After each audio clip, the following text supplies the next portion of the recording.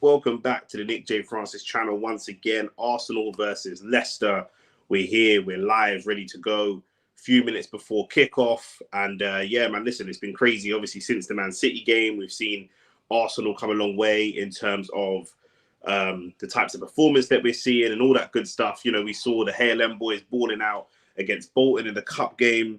You know, Arsenal, to me personally at the moment, I know it's controversial. A lot of people are going to disagree, but Arsenal are just answering a lot of the critics at the moment. You know what I'm saying? People are criticizing us for the style of football that we play, for playing, for not playing youngsters, all this different stuff. And to me personally, like I say, we're just answering a lot of the critics right now. Do you know what I'm saying? So that for me is positive, really, really positive. We're going into another home game against Leicester, Jamie Vardy FC. We've had some, you know, a mixed history of Jamie Vardy, obviously a player we tried to sign back in the day, a player who has haunted us, you know, and ripped title chances away from us in the past. So we'll see what kind of Jamie Vardy we get today. Just a couple of minutes away from kickoff right now.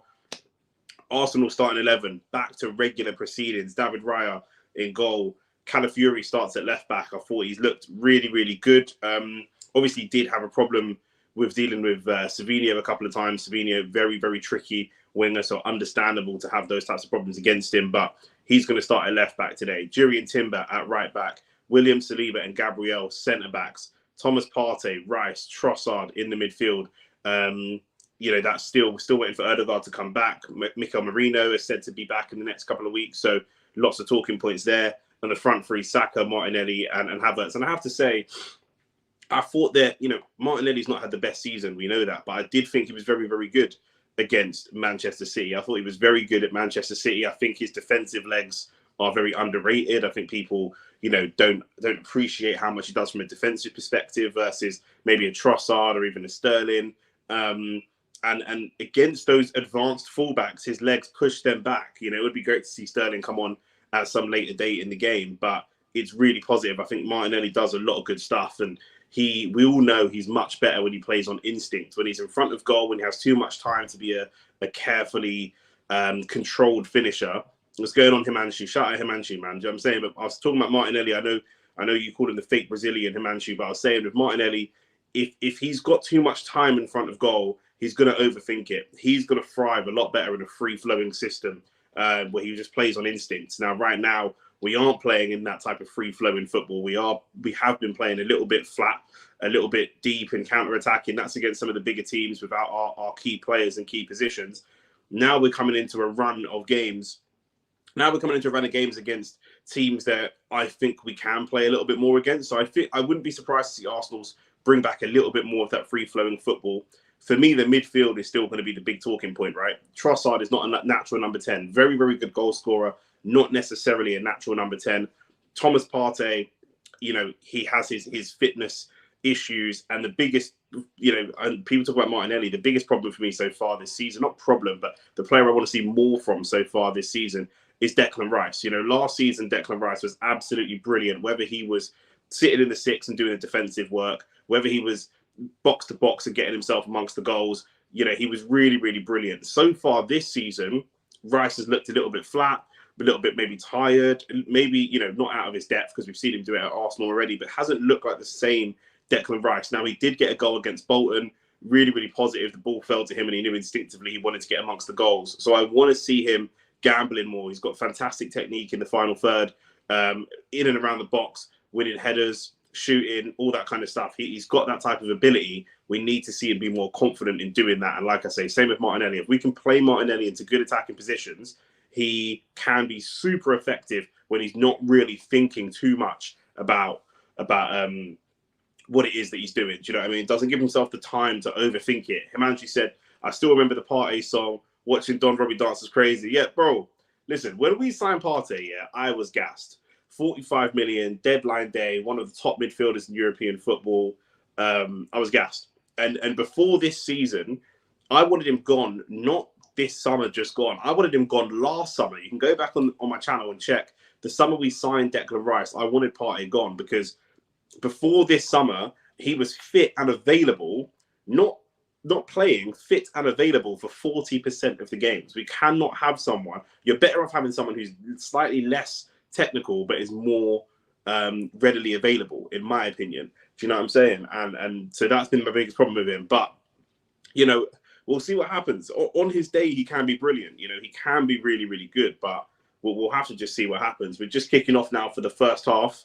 So let's see. Man is on some pixelated screen, bud. What am I watching? And let's see, like you know, we're going up against Leicester. Let's see how over the next few games, as we play, like I say, we've been playing opposition that's like, you know, we've come into the season with a really difficult run of games. Do you know what I'm saying? We've had Aston Villa, Tottenham, Man City, even Atalanta. Like Atalanta won the Europa League last year. Do you know what I mean? They're a good team. So we've had a really difficult run of games. We haven't played the best football so far. We're still third. We could potentially go top if we win this by a 3-goal margin, but we can certainly get 3 points here and match Man City if we can get a win here. So it's not the disaster that people think it is, but definitely we want to be seeing us, the progressive side of the game, more and more and more. I think maybe bringing in some of the youth players will really help with that. I think that maybe when Ødegaard comes back, that will help. I think some of the youth players will just play with a little bit more freedom and maybe a little bit less pressure. And that's exactly what we want to do. Like El Neni, listen, players like El Neni and Nacho Monreal, you know, El Neni had injury problems. I would say someone like Nacho Monreal is probably the one that Arsenal fans really love and appreciate just for his ability to be consistent. He's not an Ashley Cole. He's not an amazing left back, but he's very, very consistent and just does the job simply and almost goes a bit under the radar. And for most Arsenal fans, I think we would take that, to be honest with you. Do you know what I'm saying? So where are we at the moment? 2 minutes in. I'll tell you what I'm going to do. I'm going to look up some of the other, because it's a 3 o'clock kickoff. There's been a goal not in the Arsenal game, in Brentford versus West Ham. I think is it already 1-0 to Brentford? That is mad. I'll tell you who I would like. Brian and Bomo, I think, you know, I've never really... Is that him that scored? It was him that scored as well. And Bomo scores a great volley. I think Bomo would be perfect for Arsenal. Even when there was all this talk of Ivan Toney, I always thought Ivan Toney was a bit overrated. I didn't really understand what the hype was about Toney, in my opinion. Never really understood the hype around Ivan Toney.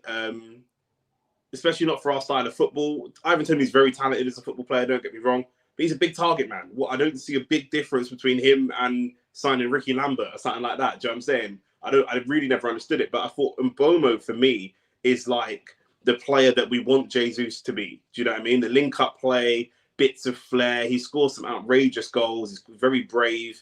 We've got Martinelli going one-on-one with his first one-on-one against the fullback. It's a great pass from Martinelli. Poor touch from Declan Rice. And that's what I mean. Declan Rice, Martinelli has 2 players doubled up on him, and he just pops the ball through the little gap.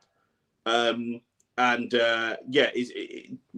Rice just doesn't quite have the finesse in that midfield. I think little things like that are why people look at him and say, actually, is he a 6? He doesn't quite have the touch and the turn of a Kovacic or a Bernardo Silva or those types of midfield players. But yo, listen, you tell me, bro. Man said Ricky Lambert, that's a violation. He's a black Ricky Lambert. Do you know what I'm saying? Honestly, you know, I don't see where the hype was. What's a lot of his highlights? Get the ball in the box, put the ball in the air, get the ball in the box. He's quite similar to Kai Havertz, to be honest with you. Do you know what I mean? I think someone who's a more well-rounded 9 that's going to make something out of nothing is going to be someone like Brian Mbomo. I think he'd be brilliant for this Arsenal team. Really, really brilliant. Good mentality. Good record of scoring against top teams. I'd really like to see Mbomo sign for Arsenal, to be honest with you. And you wouldn't have this ridiculous £100 million price tag and all that kind of stuff. I could never understand it, honestly. But yeah, you know, more progressive football. You know, I wouldn't be surprised. Like I say, I think Mbomo would be a step up from Jesus. You know, Jesus is good. He's good in spells. You know, he can do some good link-up play. Thomas Partey just losing out there for just a poor pass, and you can just see his legs in terms of defensively are just not gone, but pretty much gone. Ball switched from Jamie Vardy. Calafiori gets over to make a really good tackle. And what are we doing? Trossard and Martinelli getting mixed up between themselves. And Jurriën Timber will come out with that ball. That's a poor pass. So a couple of poor passes. Is Saka down injured?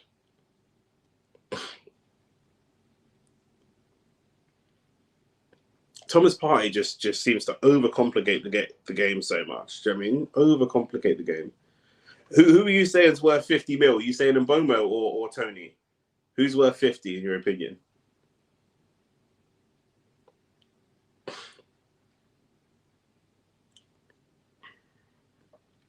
Yeah, you lot are playing. Let me get the 3:00 kickoffs up. Let me get the fixtures up and see what I've got. But yeah, that belabors him. But he's a baller. He's a baller. Yeah, Ivan Toney, bro. Do you know what I'm saying? Then you're gonna have all the problems of him gambling and all types of issues. Do you know what I'm saying? Like, it's not worth it in my opinion. Like, I really don't see where it's worth it. Honestly. He get goals and that, don't get me wrong, but like I don't know. I never really liked his style. To me, it was a style I never saw us playing, of just having a big target man up top. Like, I don't really get it. Ironically, we do have that now. Like, we have that with Kai Havertz. They do a pretty similar job, but Kai Havertz has done it. Even though, you know, you'd say Tony's probably, people before this season, you'd say Tony's better. I'm not mad at that because he scores more goals. But Havertz has been there and done it at a top level, and I think they wanted to bring a lot of that experience into the team because we were quite a young team at the time. So I do understand it. But in terms of numbers, it did seem crazy. You're going to bring in someone who don't ever really score more than 10, 15 goals a season versus someone like Tony who regularly scores that. But so I do get it. Saka managed to pull that cross away. Saka's just managed to pull a cross away. We're 6 minutes in and Saka already looks like he's carrying some sort of knock or injury. So I wouldn't be surprised to see Raheem Sterling come on it at some point.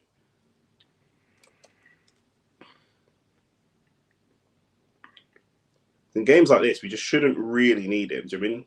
Raheem Sterling's really the only option that we've got as a winger to come on. Oh, Martinelli's just been caught. Defender's gone over the ball. It's Oliver Skip of all people. It's one of them ones. He's gone for the ball. He's gone straight over the ball.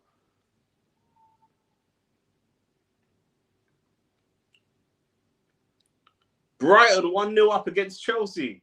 Brighton are 1-0 up against Chelsea. Himanshu can hold that. Who was that scored? Rutter, Jorginho Rutter, you know. Of all the players. Himanshu went mad quiet, blood. 1-0. Brighton scored and he went quiet. Martinelli down holding his leg. Looks like he's in some pain. This could be a problem because obviously... Where's the keeper? What's the keeper doing?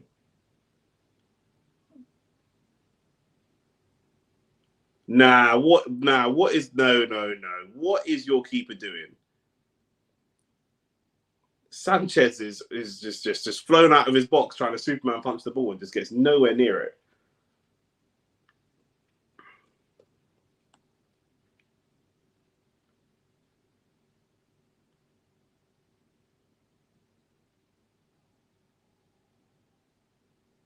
That's mad.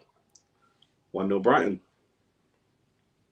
Martinelli to the byline. Better, much better. The box is congested with players.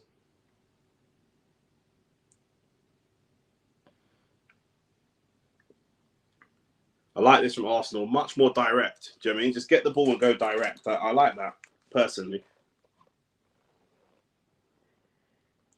Man's got my cup of tea, brother. In the winter months now. Himanshu's run away, bloody. He ducked the smoke when his team went 1-0 down. That's mad.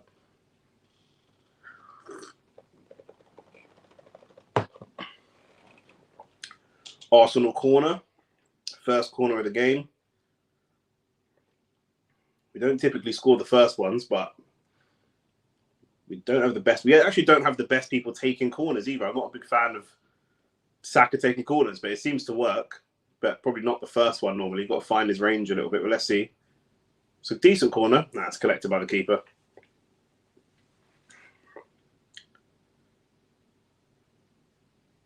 We had this before. Good defending from Rice. We had this before. That's how we conceded against Bolton, is them breaking against us when we've all pushed up for the corner and then just going long over the top and leaving only like Jorginho at the back to deal with that. We left Rice at the back there, who's not quick, but has got a lot more stamina, a lot more physical. So I feel much more confident with that.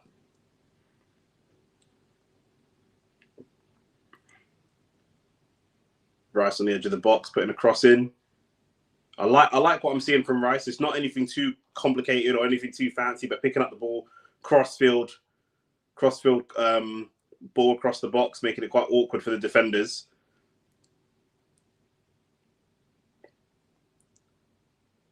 It looks like Crystal Palace are 1-0 up against Everton. It's Mark Gahey that's got the goal. Oh my God, who's going to get sacked first? Between Sean Dyche and Julian Lopetegui, someone's got to get sacked, surely.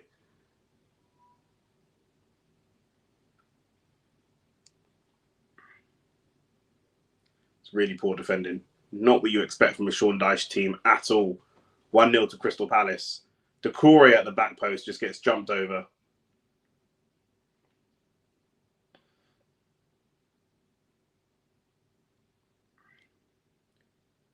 I like what I'm seeing from Calafiori as well. A lot more attacking, picking up those positions, moving the defence around.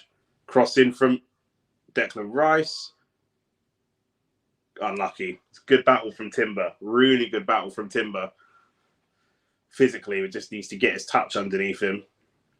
It's kind of erratic as a baller, Timber. I'm not going to lie. He doesn't do a lot of stuff with a lot of composure. He's quite erratic. And so that touch can be a bit meh at times, but brilliant from Trossard. Little flicks, a little Erdegaard style flick.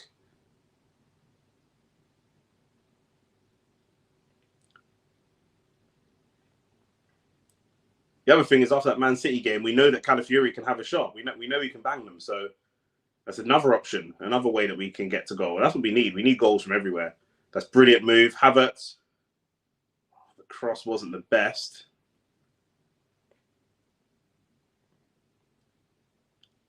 I want to see that again and see, does Havertz should he just maybe go for a shot there? Partey, edge of the box. Timber did exactly what I wanted Havertz to do, but it come off the defenders. Went for the shot. I like what I'm seeing from Arsenal. Wave after wave of attack. And Leicester just not being able to get out. And you feel like a goal should be coming at some point. You do feel that way.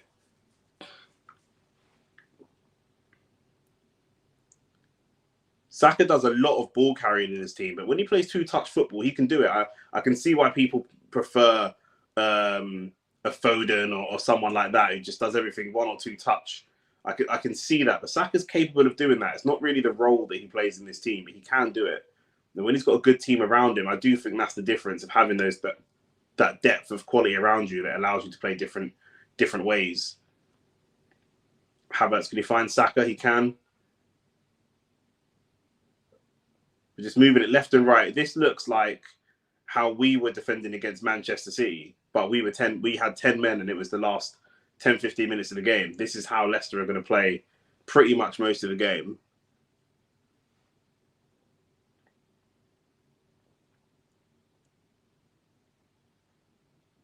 I like what I'm seeing from Partey as well. Crossing from Timber, not the best.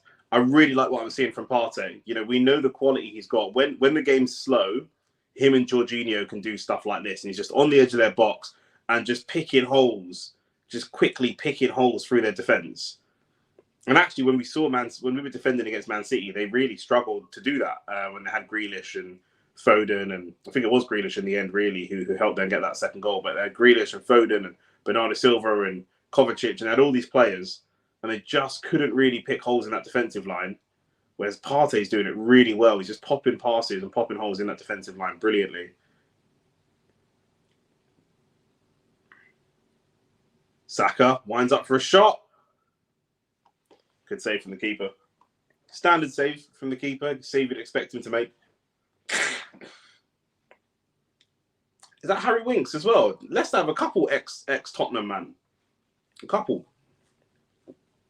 I will say there, though, Saka's picked up the ball, starts driving towards the goal. You know he's going to go for a shot. And the rest of the Arsenal players just sort of leave him and say, yeah, go for the shot, and just don't really create anything for him. I know we know what he's going to do, but still, you know, go and support him if you can. Saka, can he find that ball to Martinelli? He can. Touch. Should be a finish. Can he finish? Oh, it's over. Gabriel Martinelli, come on. Was that? I don't think that was a save. He just toe poked it over. Very, very good play from Saka. Good play from Saliba, really, to push up and win the ball. Great ball from Saka. And Martinelli's just got to have more composure. That's exactly the kind of chance I wanted him to have, because I thought more instinctive. The ball's rolled across his body. He's just got to hit it. You ain't got to have a touch. You ain't got to overthink it. Just hit it. And that's what he did. But the execution was poor. He just got right under that ball.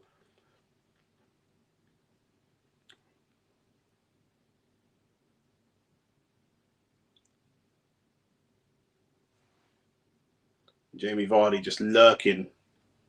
Still at there. How old is Jamie Vardy now? And he's still banging in goals in the Premier League. He's just lurking with that pace that he's got to try and be a problem.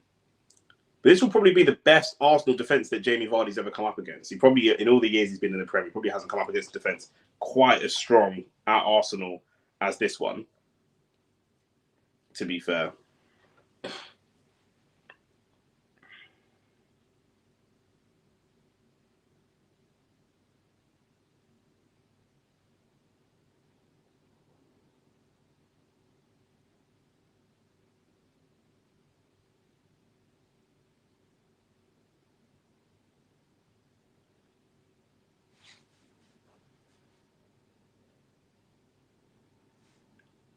Declan Rice, long ball. It's a great pass over to Saka.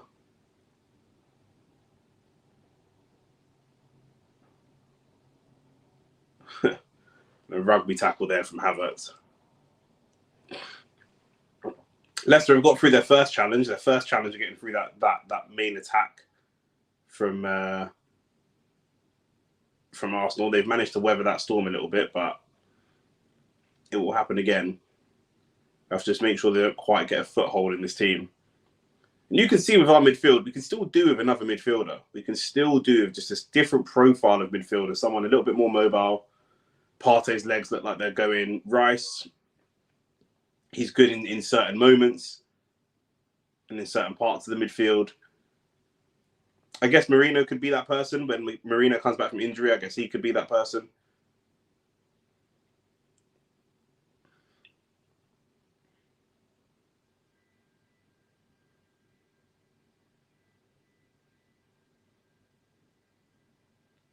And Leicester, other than Arsenal making mistakes and then looking to capitalise Arsenal mistakes, they're not, you know, suggesting too much at the moment. They've got 5 in their midfield, just trying to stop us from breaking through their midfield. They obviously don't. They don't even want us to get to their defensive line. That alone is kind of too much risk for them. Rice carrying the ball forwards.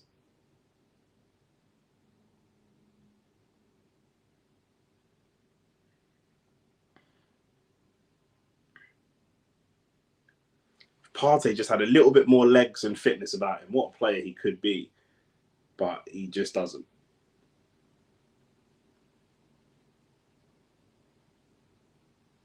We had wave after wave through Saka. Now it looks like wave after wave through Martinelli. And him and Gabriel try a little 1-2, which...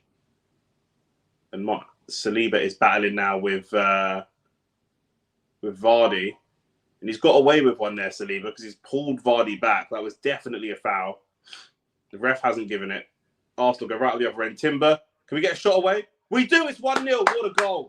What a goal. It is Martinelli as well. Exactly what I said. It needs to be instinctive. It needs to be instinctive from Martinelli. He needs to not think about it as much as he can. Don't think about it. Let the ball just come across your body. Get the shot away. Done. That's what he does. 1-0 to the Arsenal.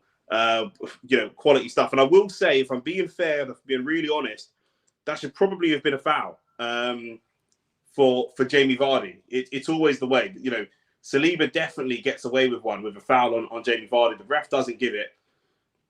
Timber comes up the other end, plays it to Saka. Timber overlaps, and he puts the ball straight across. It's very, very similar to what we saw with Nichols. That Nichols low-driven cross across the edge of the box. And I think it was Wanyeri that got that goal against Bolton. And this time, Martinelli against it's a decent finish as well. I'm not sure how much he meant to put it into that corner. He's just kind of swung his foot and hit it, if we're being really honest. But listen, 20 minutes in, and we are 1-0 up against... I need to change the score, but we're 1-0 up, and look, can't complain. It's always going to happen. That's how they kind of set up. It is what it is. And Jamie Vardy will feel pissed about that, and I think it's a foul. To be fair, I have to be honest and say I do think that was probably a foul against Jamie Vardy. I can see where he'd feel aggrieved and frustrated with that for sure.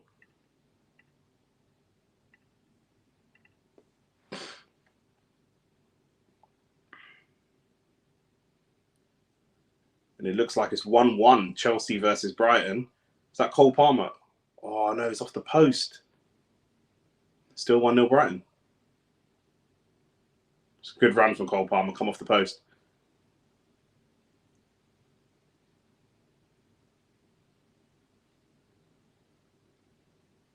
It says goal on my screen, but it just showed a highlight of Palmer hitting the post. So I don't know if it's goal or not, but... Anyway, it's 1-0 to the Arsenal, innit? That's all that matters about Bunyan, man. But that's what really matters. Ball through to Rice. Can he cut it back? We'll take that corner.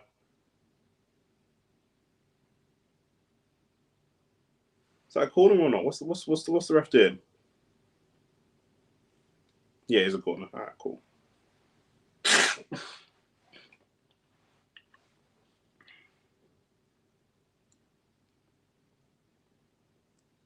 We are now, as it stands, matching Manchester City on points, both with 14 points after 6 games. Liverpool could gazump that later on, playing against Wolves. I reckon Liverpool are going to smash Wolves later.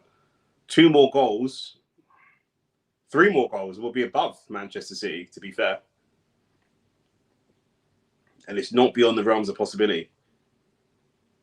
Corner comes in. Deflected. I'll tell you what, the keeper is coming out to try and win these corners. That's something that we've got to look at.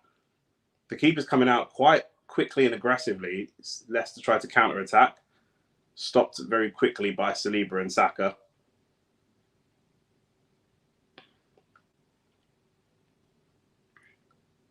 Calafiori really looks like he's getting more comfortable and sort of bedding into the team a lot more. Trossard, he'll want a shot if he can. He's trying to dance through 3 or 4 players, Trossard. Declan Rice back to Trossard. It'd be great to see Trossard get a goal as well. He's just so hard working for the team, doesn't get the minutes that he wants, and he's got an opportunity now to show something. Statistically, he's better as a sub than he is as a starter. That's something he's got to look at in himself. Foul there on Rice.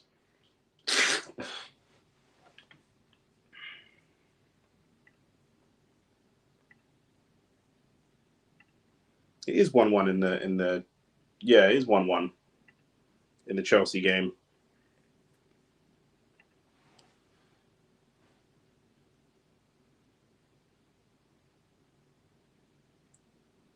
What a poor goal to give away as well. It's the Brighton defender passed it back to the goalkeeper and just made it so easy.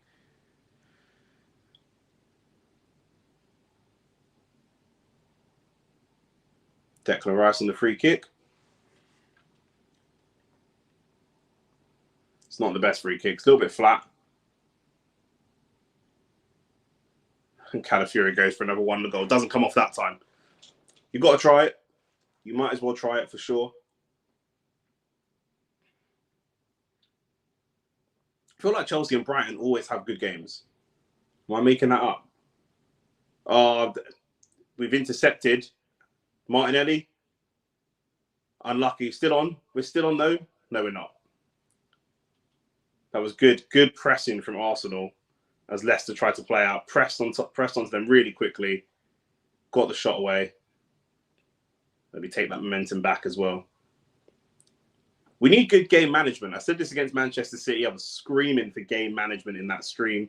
We had poor game management. We didn't do the things we should have done. That's what led to Trossard getting sent off. That's what led to giving away the second goal. But we need that here. You know, there's times for us to go and attack. There's times for us to just soak up the pressure, take our time, not even take up the pressure, not even put pressure on us, but times for us to take our time and get the momentum back. Because, you know, Leicester are a talented team. There will be times when they get momentum in the game.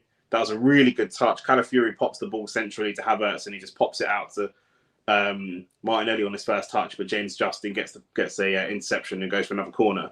And you'd hope that we score one of these corners because that's what we're the best at. But yeah, you know, when Leicester have a little run, we don't have to chase the game. We don't have to be desperate. We can just play our way through that. We can actually trust our defence for the first time in a really, really long time. Do you know what I mean? So let's not get too anxious and go chasing after the game. We don't need to do that.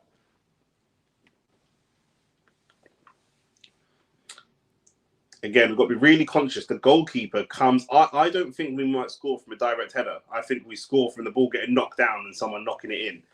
Because the keeper's coming out really aggressively trying to pursue these corners. And if the ball just drops down for someone, yep, keeper punches again. Saka on the strike. It's deflected. That's what I mean. The keeper's coming out for these corners. He wins the punch and then you're there with, like, not an open goal, but a goalkeeper off his line and a wall of bodies in front of you. But it's doable, very doable. Martinelli now picks up the ball. He's on the right-hand side. He's got Saka with him. Uses him. Can we find a pass? Trossard. Crossfield ball over to Partey. It's an interesting pass. Trossard wins it back. Trossard still battling for this ball.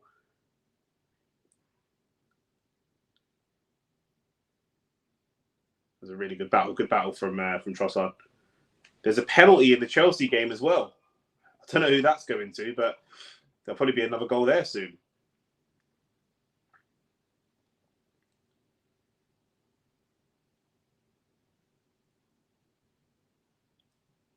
Again, Arsenal just taking control.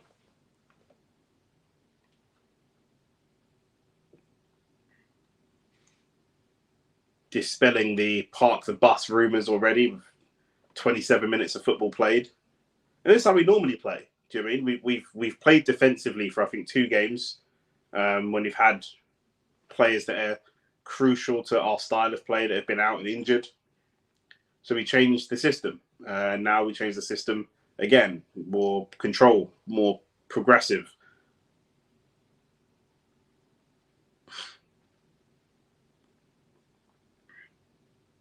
Tell you what, Martinelli's got a goal already, but could probably have 2. Could probably have 2 or 3. And I wouldn't be surprised to see him score again. He's picking up really good positions and the team's finding him really well. That's a really good feat from Saka. He gets caught in that challenge, but he had 2 or 3 around him and manages to retain the ball. Calafiori finds him again. Got 2 around him again. I think that might just be offside for Trossard. Can we just play for a corner? The Leicester defender slips. Can we play for a corner here? That's good play from the Leicester defender, to be fair. Good strength from Saliba to just shrug off Jamie Vardy. He's quickly becoming that player. Is Saliba? He's quickly becoming that player. Not that he never makes mistakes. Everyone makes mistakes, but he's quickly becoming that player. When you see an attacker running against him, you feel so relaxed and so secure, you know, that of what he can do just in an individual one-on-one battle. You know, he is so good. Jamie Vardy, I know he's older, but he's someone that's haunted the Premier League for a long time. He's a Premier League winner. He scored so many goals, but still, you see him running up against a 22, 23-year-old William Saliba, and you think, it's fine. Saliba's got it.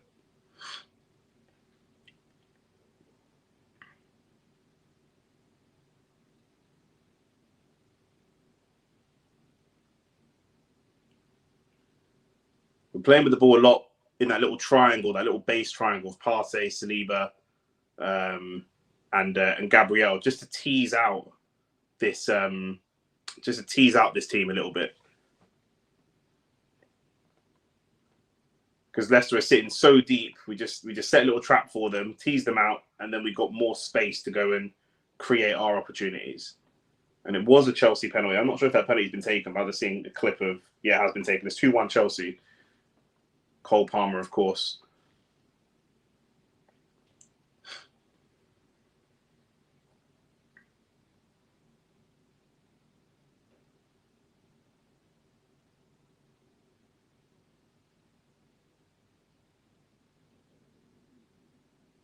Yeah, we've played it all the way back to David Raya, and now look, he's teased them that Leicester team all the way out, and now there's spaces for us to go and put attacks together.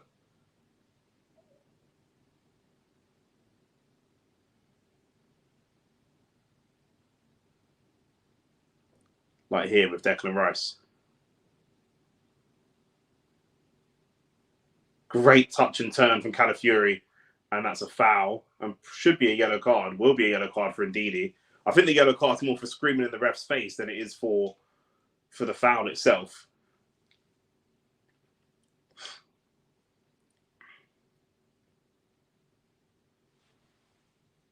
Indeed, he's obviously frustrated that he has got a touch on the ball, but it does also look like he's scissored.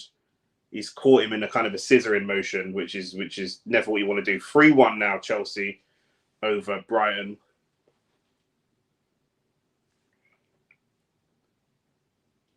And I did back Chelsea to finish in the top 4, or maybe 5th. I did think that they would come back this season versus last season.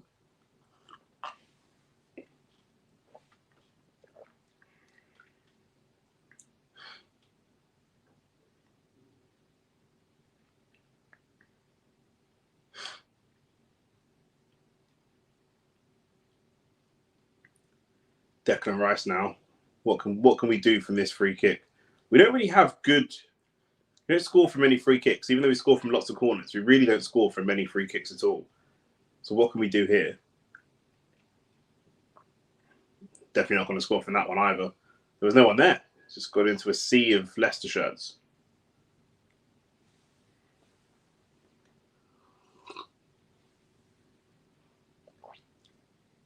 That third goal is outrageous. A great free kick. It's Cole Palmer again. Cole Palmer again. Ridiculously good free kick from him.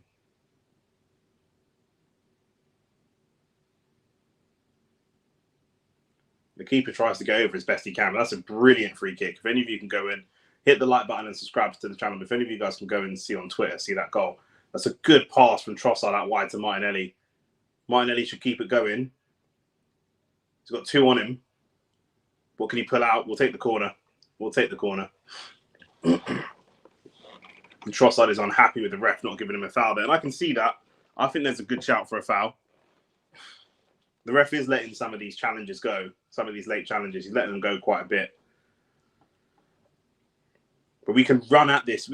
Martinelli needs that confidence back because we can run at these Leicester defenders. They're not the best individually. We can run at them. When Trossard's running at them, they look a bit rattled. Then the ball gets to Martinelli and the attack just slows down. We need more flow. We maybe need Sterling, not now, but later in the game. If Sterling comes on, I think that's a big problem for these Leicester defenders. But for right now, it's an Arsenal corner. Again, like I said, the keeper is going to drop down, loose ball. Declan Rice tries to punch it in, and then they stab it away. I told you, again, it's going to keep dropping down. It's going to keep dropping down. That time, the keeper kind of semi-caught it and then dropped it. The last one, the keeper punched it. The one before that, the keeper kind of fluffed at it. That's going to be, the second balls from the corner. We might not score from directly with the first ball from a corner. Martinelli on a little reverse kick. Tries a little bicycle kick there. Doesn't come off. Saka, referee. That's got to be a yellow card. That has got to be a yellow card for, I think that's Mavdidi, who Saka's beyond him, and he just, fucking hell, it's 3-2 against, it's 3-2 Chelsea and Brighton. Brighton trying to come back. It's all kicking off at the moment. I don't think Mavdidi got a yellow card for that challenge, but it definitely should have been, and we're playing again.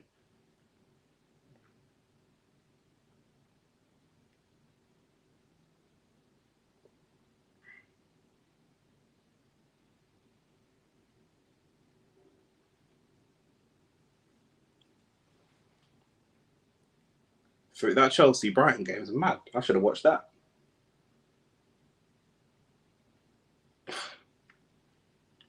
I'm not sure how Mavdidi escapes the yellow card there. Saka gets beyond him, and then he just kicks out and trips him up. There's no ball anywhere near.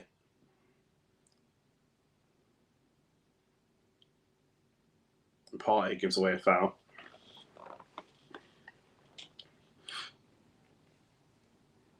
It was another chance for Martinelli. Another chance for Martinelli that's squandered.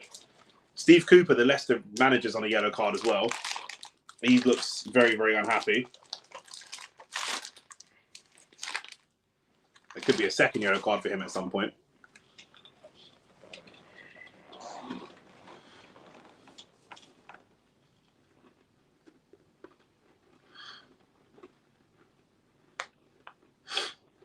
Martinelli coming away with the ball.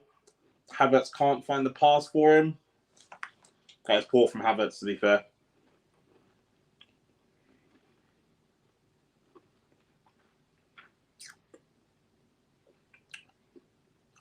Havertz is such an inconsistent player. Some of the really complicated stuff he does really easily, and then there's a straightforward, simple pass for Martinelli, and he just can't find it. Julian Timber, that's a good pass. Can you find Trossard again? Trossard on the overlap. Across the back post, Kai Havertz. Just headed wide. It's good football. That is good football. And that's exactly what Kai does really well. That's what Trossard does well as well. I think Trossard is having a very good game here, to be fair. Very good game.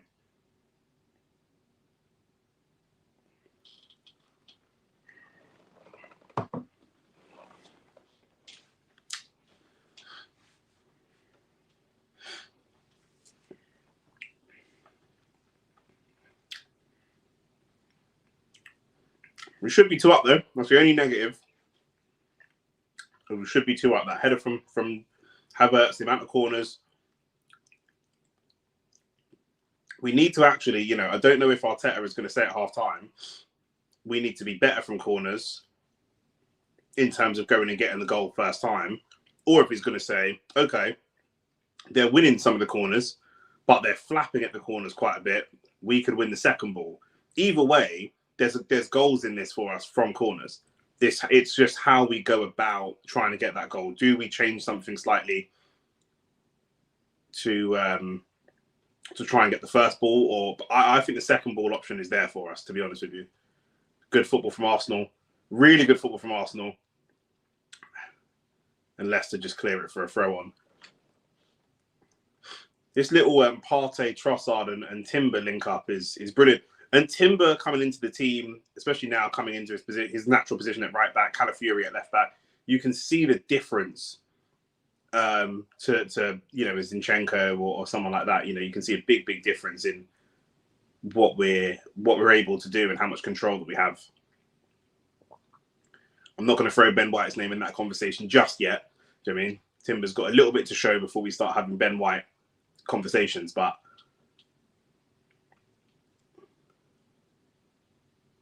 again, Leicester clear the ball, but not very far. Falls back to an Arsenal shirt. Arsenal throw again. Tries to throw it quickly to Trossard. It's not a bad idea, but there was no one in the box. There's no one else for Trossard to actually flick that ball onto. Havertz flicks it on well. Saka's there. He's looking for support. He's got 2 or 3 Leicester shirts around him. Saka does really, really well. He's getting kicked all over the place by the Leicester players, but he still does well. And indeed, he's got to be careful going through the back of players like that because he's paused, but he's on a yellow card already. So, and he looks quite frustrated. Indeed, he's someone definitely that we can target. He does tend to get rattled relatively easily.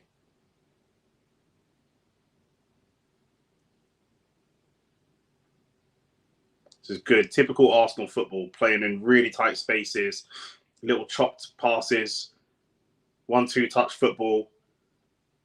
Saka brought down. Ref says no foul. Oh, that's brilliant. Brilliant playing in a really tight space there from Julian Timber. That is really good. That's what I mean about game management, knowing when to just when to switch the ball. Martinelli with some cute little touches. Calafiori, will he want a shot or a cross? Martinelli, can he get a cross away? Gabriel, Calafiori, we've got to get a shot away here. Calafiori plays in. Martinelli goes for a corner. That's good football. I'm not mad at that football at all. That's really, really good football. And James Justin is having a good game.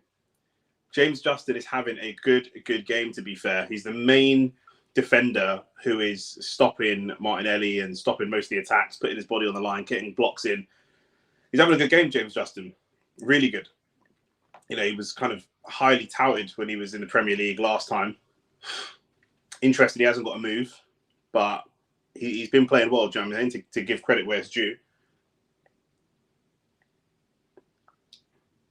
Again, like I said, I think there's opportunities from these corners.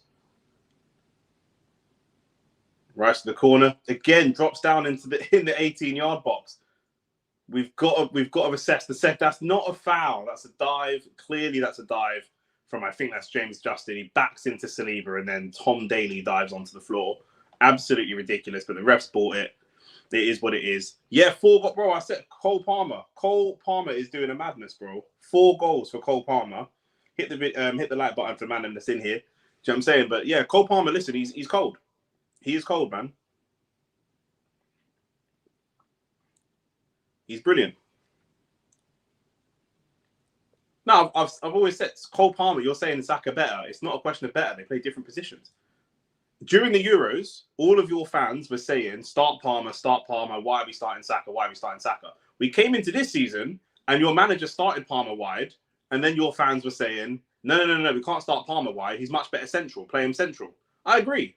As a centre forward, Palmer, 100%. As an out-and-out right winger, I'd still have Saka. They'd played 2 different positions. So, do you know what I'm saying? Your fans are just screaming and shouting at themselves in the mirror for no reason. Do you know what I'm saying? Because man were telling me, in the Euros, you've got to start Palmer over Saka. You've got to start Palmer over Saka. And then when we played, Palmer is technically, better technically and also gets GA. Brother, to be fair, last year was Palmer's breakout year. When you say he gets better GA, you're comparing a man who's got 1 season in the Premier League. I know he made some bit piece performances here and there.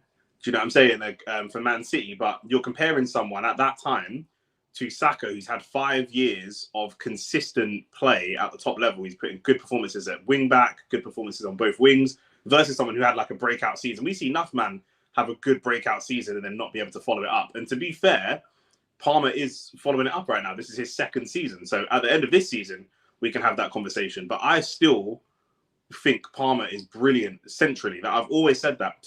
Palmer and Phil Foden, to me, need to be in the middle of the pitch. They need to be in the middle of the pitch. Do you know what I'm saying? Even to be fair, I thought Kane looked awful in the Euros, and I would have had Palmer starting at the 9 and Foden starting at the 10 with Saka out wide. But obviously that manager had no bottle, so he kept starting Kane because he's the captain. But I thought Kane was actually quite awful, to be honest with you. Do you know what I'm saying? So, but they're both brilliant players. And a lot of people say about Arsenal, can we keep our players if we don't win trophies? Now, I would ask you the same thing. I mean, if you guys, obviously you guys look like you're on the ascendancy, right? And so are we, to be fair. But people say, if we don't win trophies this year, maybe next year, how long does Saliba give it before he leaves? What about you guys holding on to Palmer? Do you know what I mean? Where does he go in a year or two if you guys can't compete for big trophies because, you've got Arsenal, Man City, Liverpool in front of you, etc., etc. Now, maybe for Palmer it's a little bit different because he's come from a Man City. So that's the benefit that you guys have got, right? He knows the grass isn't always greener. He comes from Man City. Obviously, Saliba's coming from like St Etienne or something like that. So he's still on his moving up through the football pyramid. But, I'm curious to know from you if you think that you're at any type of risk of losing some of those players if you guys don't turn around and win trophies. 4-2, that game looks crazy, though.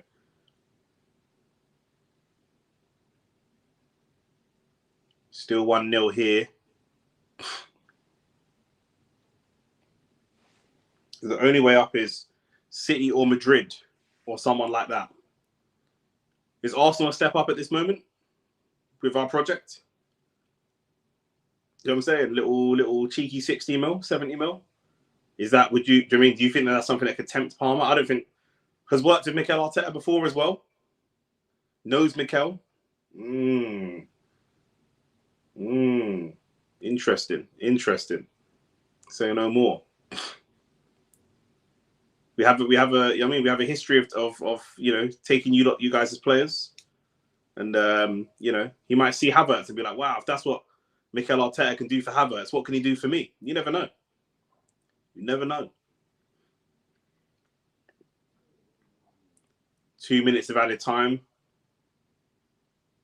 And again, my only disappointment is that we're not 2-0 up. We've had ample opportunities. Martinelli up against James Justin. It's good play from Calafiori. Good football from Calafiori. 1-2 with Declan Rice. Doesn't quite get the shot away. Calafiori's down with some issue, but he's getting up to his feet now. I want to see Martinelli go and be more direct. Trossard, I was 2-0. Brilliant. Absolutely brilliant. And you can see what that means to the players. Trossard has just scored, but the players all run over to Martinelli and jump on him and start celebrating with him straight away. So you can see just how much the players know that Martinelli's been struggling.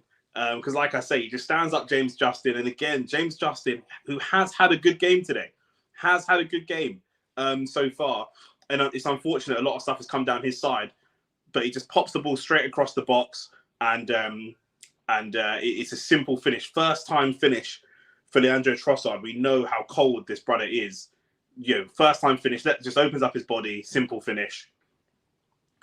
And Calafiori just lets that ball run across him. He was down injured, he gets up, he lets the ball roll across him. There's not a lot James Justin can do. And Trossard picks up a spot right between the two centre-backs and just eases that and guides that into the bottom corner. And that should be that. 2-0 Arsenal coming into half-time. You'd expect the half-time whistle to go pretty shortly. And Trossard hitting one of those. Obviously much happier now he's getting starting football. Now, granted, he's getting starting football because Ødegaard is injured, but even still, I don't know if there's a VAR check for a possible offside. I think they're probably going to be looking at Calafiori, but I don't think he is offside. Nah, I don't think that'll be a goal. Calafiori was in an offside position because he was down injured, but the play moved beyond him, and then it was a pass actually backwards. So that will definitely be a goal. And there you go. That's confirmation 2-0.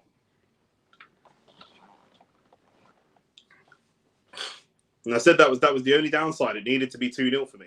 That was the only thing I was looking at. And now it is.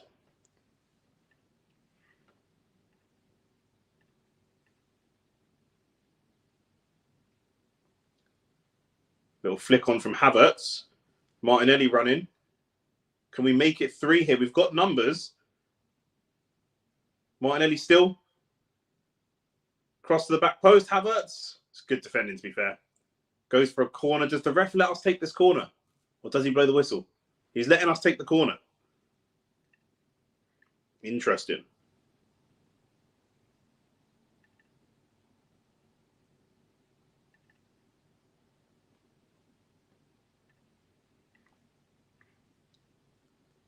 The ref is actually letting us take this corner deep into extra time. Let's see what we can do. I would love this to just make this 3-0. Come on.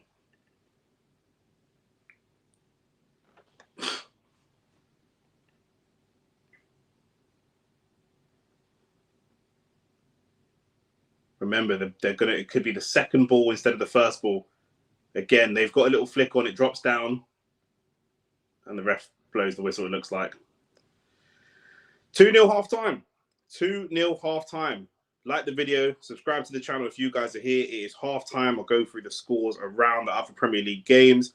The big game, well, the most exciting game at the moment has got to be that Chelsea game. Chelsea at home to Brighton, 4-2. Cole Palmer getting 4 goals. Absolutely ridiculous. One of them, a penalty, one an unbelievable free kick, 2 from open play. And Brighton aren't going down without a fight. But, and Brighton have had more of the ball. Chelsea with only 38% in possession, trying to make, counter-attack. And a lot of their goals look like counter-attacking goals. And like I say, go and look at my Premier League predictions. I said Chelsea will be back this season. There's too much talent in that team. I know it's difficult to manage the egos and stuff like that, but a lot of them are young. They're not coming with necessarily massive egos, a lot of these players. They're quite young. They haven't really established themselves in their career at the moment. But there's too much talent in that team for them to go down and to fail. You only need one or two of those players to have a good game. And Maresca seems to be getting some of the best football out of Jackson at the moment. And I said Chelsea will not be a pushover, but can they do it against top teams? Let's see. Brian Mbomo still just 1-0 for Brentford against West Ham. That first minute goal from Brian Mbomo, what a goal that was. Took it on the half volley. Again, like I said earlier, man who a player I'd love to see at Arsenal. Everton losing to Crystal Palace. It's the, who's going to get sacked first? Is it going to be Julian Lopetegui? Is it going to be Sean Dyche? I think, Everton is stone bottom, but Sean Dyche has a history of saving teams. He's never been relegated and all that kind of stuff. Lopetegui has struggled in other Premier League teams. He typically starts off well and then tails off. If he comes into your team and doesn't even start well, how long does he last? That's the question. 0-0, Nottingham Forest versus Fulham. And of course, our game, Arsenal, goal from Martinelli 20 minutes in, a goal from Leandro Trossard on the 45. And a very, very, very dominant performance. Look, we're playing with 11 men on the pitch, and suddenly we're not parking the bus all of a sudden, are we? 2-0 up at half-time at home. Not only are we not parking the bus, 76% possession, 76, 13 shots, 5 on target. Leicester have had 1 shot, none on target, 24% of possession. What are you talking about? We've got no cards for Arsenal. Amazing. They've got 2 yellow cards. We've had 6 corners. They've got no corners, no shots on target. They ain't got the ball. Come on, man. Let's just be sensible, please. I'm all for banter, but let's just be sensible. Because the conversations and narratives around Arsenal have been childish. Childish and ridiculous. Do you know what I'm saying? Like the video. Emanchi says, Man United fans hate watching Sancho every game, and he's balling out there. By Man United fans, you mean rants. Let's call a spade a spade. You mean rants. And yeah, I mean, Rance has obviously supported Sancho the whole way through. And what could you say about Sancho playing well? I don't know about balling out consistently. He's had some good games and some bad games. But yeah, definitely a lot better than what he was produced at Man United. But Man United's a shit show, to be fair. At the end of the day, we can laugh at Chelsea in the way that they go about their business. But Man United signs so many players that just go there and die. You have to really try to change. When you get signed to Manchester United at the moment, you're trying to change the whole culture of the club and the whole culture of the team at the same time. At Chelsea, you don't have that job. You just go on the pitch and play football, right? So it's a little bit different. Arsenal. What can we say about Arsenal? Dominant performance, back to the kind of football that I expected us to play. Pushing Leicester back. That defensive side is so solid. What we're able to do is slowly pass the ball backwards and use that back triangle of Partey, Gabriel and Saliba draw Leicester's team out and then go on the counter attack using our attacking fullbacks and start to get goals that way. That's exactly what we've done, and it's been brilliant. It's been a brilliant performance so far. There's not really much to criticize. I will say though, the first goal, from being really fair, because beyond being an Arsenal fan, I'm a football fan first. Well, am I? I don't know. But I'm a fan of football and I want to call things as I see them. And for that first goal, there is a foul on Vardy. They go long, and Saliba kind of misses the header or messes it up. Vardy's about to nick in and get the ball, and he does pull his shirt back. And then as he pulls his shirt back, which should be a foul, and he's the last man. It's a long way away to goal, so I don't know if that would be a red card, maybe a yellow card situation, if a card at all. But a little pullback on the shirt. Then he sets away Timber, who sets away Saka, and then he gets the ball across the box to Martinelli. And we're back to what I love seeing Arsenal do, which is driving towards the byline, being direct, and then cutting that ball across the box, low and driven, and making it really difficult for defenders to get there. And then all the attacker has to do is just guide it into the net. It's something we've done many, many times. We've seen it again against Bolton. If any of you watched that game, the first goal, it was the young right back, the academy player Nichols, who does a 1-2 with, I can't remember who does a 1-2, with someone in the midfield, maybe Jorginho or someone, does a 1-2, gets down the byline and just drives that ball low and driven across the box. And it was Ethan Nwaneri that day that turned it in. This time it was Martinelli for the first one, and then Martinelli gets the assist for Trossard for the second goal. So, yeah, it's all about Martinelli. Like I said it in the game, he needs confidence. And the players, you know, when he got his assist for Trossard's goal, before the players ran over to, you know, celebrate with Trossard, they ran over to Martinelli and started hugging him and embracing him. So you could see how much that meant and how much the team know how much this means to Gabriel Martinelli. So, you know, it's great to see that type of support. And then, of course, they will go over and celebrate with Trossard, who obviously is the guy that scored the goal. So brilliant. Good performance from Saka as well. Really good performance from Saka.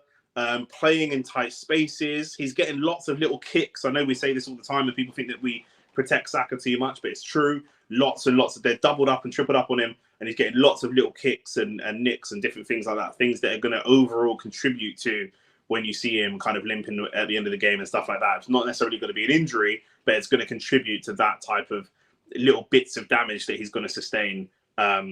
These things are going to happen. He's obviously the player that they target, and they know to target him quite a lot. But him and Timber together, and Trossard as well, those three playing in tight spaces, there's so many times on that right side of the pitch they look like they're outnumbered, and somehow they use a little bit of ingenuity and they get out of that position, and that leaves, you know, the Trossards and the Martinellis and the players that are maybe slightly less technical but a little bit more instinctive to go and get goals. Someone like Trossard is both, right? He's very instinctive and very technical as well. So he's a bit of a luxury in that sense.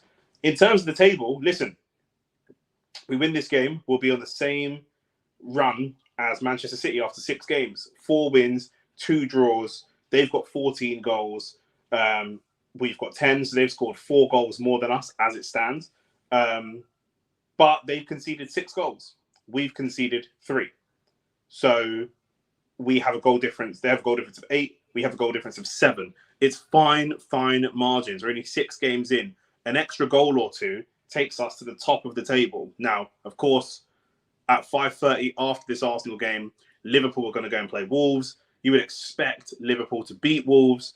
But if Liverpool draw or even lose, Arsenal could finish the weekend on the top of the table.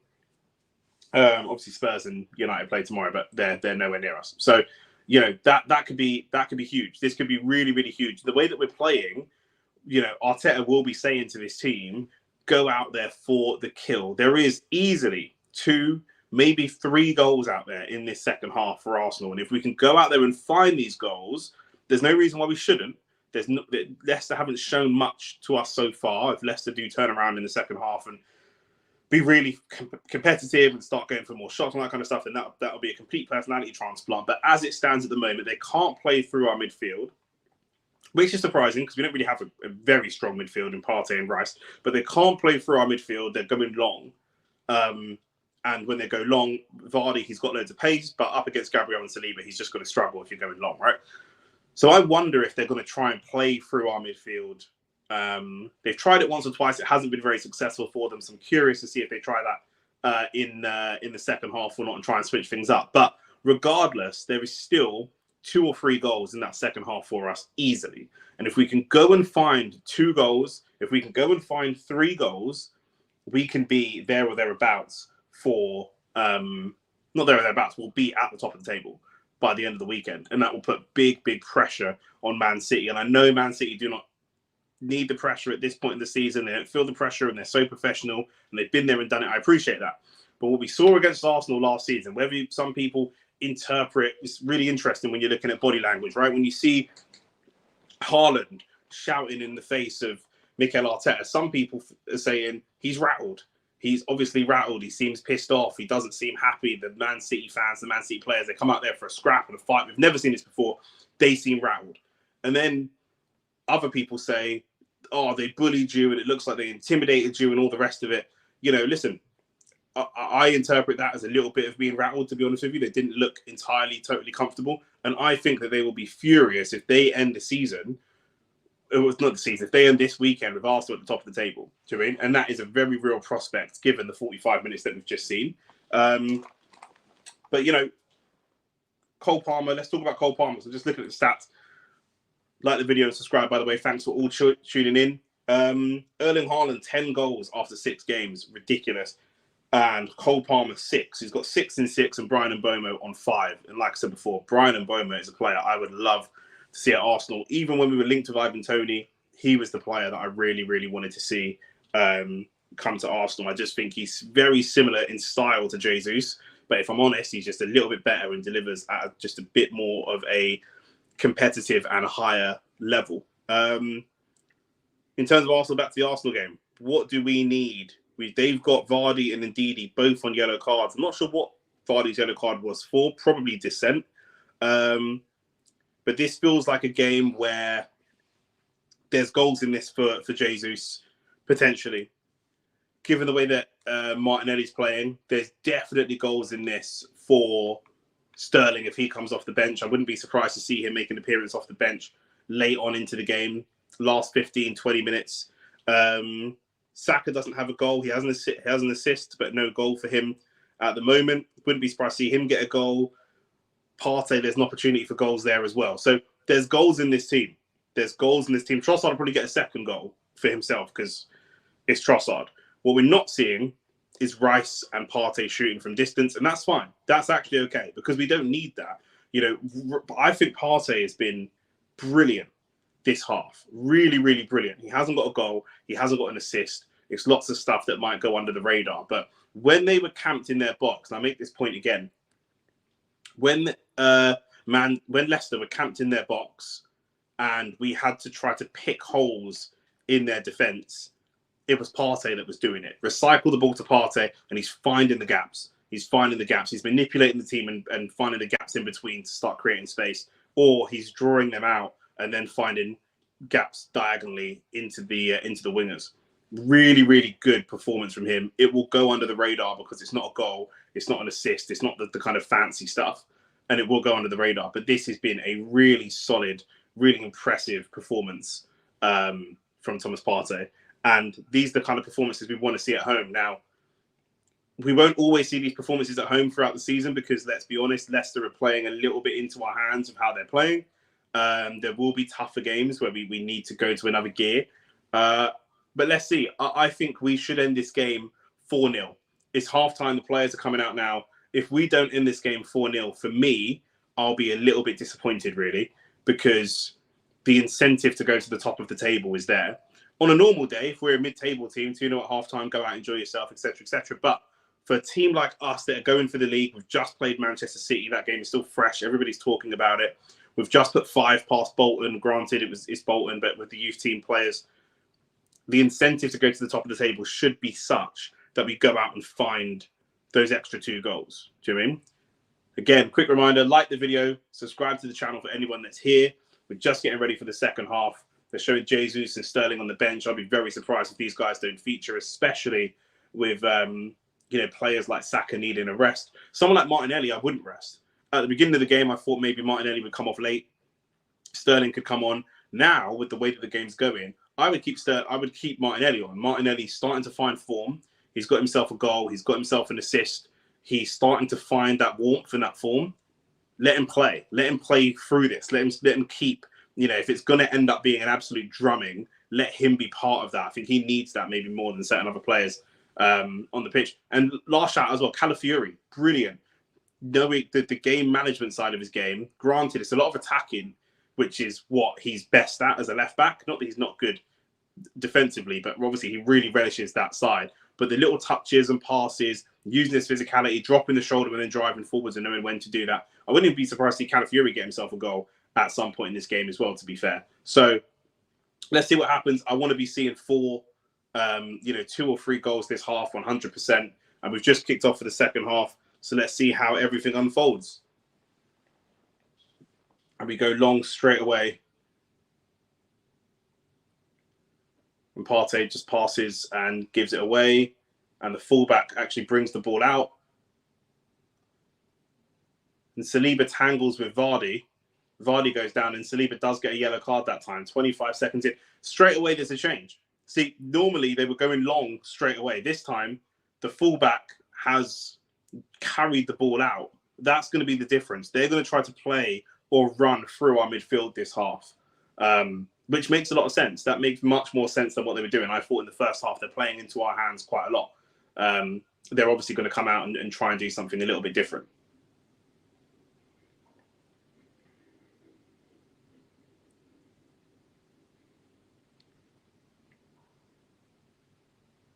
Yeah, they're going to try with Harry Winks on the ball, Oliver Skip on the ball.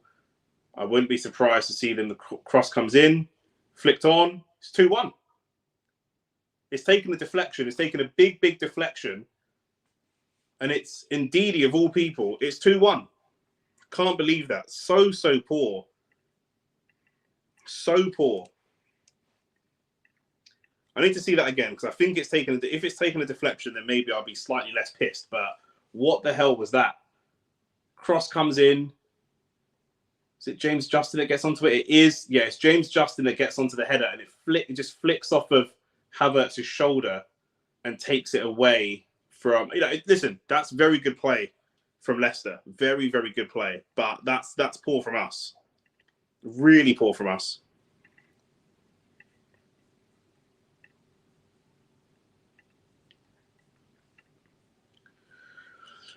And it's 2-1. Absolutely ridiculous.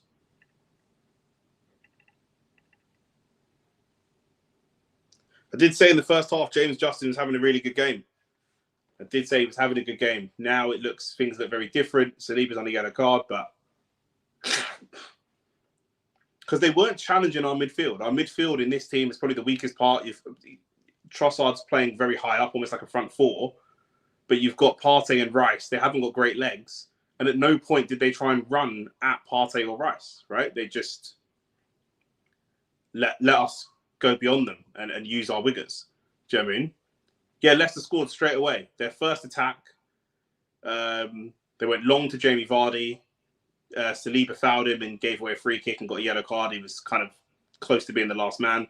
And then they took a free kick, and James Justin got a head on it, but it was deflected off of Havertz, I think. But still. But like I said, James Justin was Leicester's best player in the first half. That's a great pass from Calafiori out. And Justin looks really up for this straight away because he did put in a really good shift in the first half. Martinelli gives the ball away. Good defending from Calafiori. Really good defending. I think the ref has blown for a foul, but I'm not seeing a foul there. Is that a yellow card for Calafiori as well?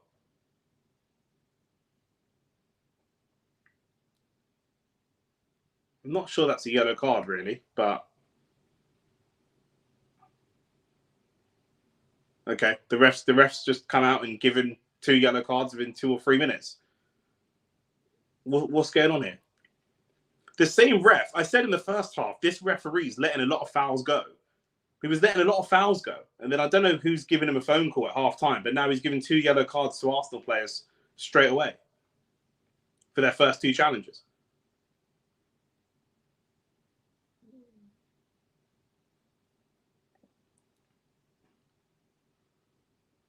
Oliver Skip now gets a yellow card for a very soft foul on Martinelli. What's the ref doing? He's pulled Martinelli's shirt a little bit, but Martinelli's not like away to score a goal. It's a very, very soft, simple foul.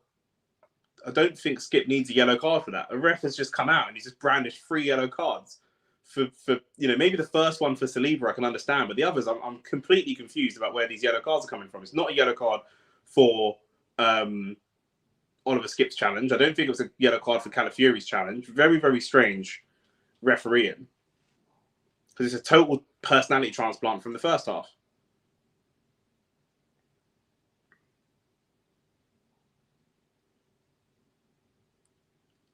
Foul on Saka, but we get the advantage. Switch ball over to Declan Rice. Up against Justin again. What can we do here? Can we get the cross away?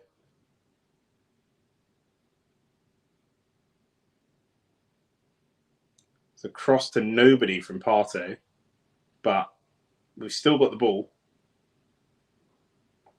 It goes for a corner. Okay, look, we can see what they're going to do. They're going to try and run at us. We just have to be a little bit more composed. Maybe for the next 5 or 10 minutes, Trossard, who's got a little bit of a closer, tighter turn circle on him, maybe he just has to drop into the midfield a little bit and just solidify some extra legs in the midfield. That's all we need for me for the next 5-10 minutes. Don't focus so much on goals. Just get back to a foothold in the game. And I think that we can take this game away from Leicester. Let's not play into their hands. Saka with the corner. Again, let's see if they set up differently for the corners, because before the keeper was flapping at them and then we could get second balls. They've won that one quite clean that time. Martinelli again. Crosses in. Another corner. We've got to do better from these corners. We do have to do better from these corners.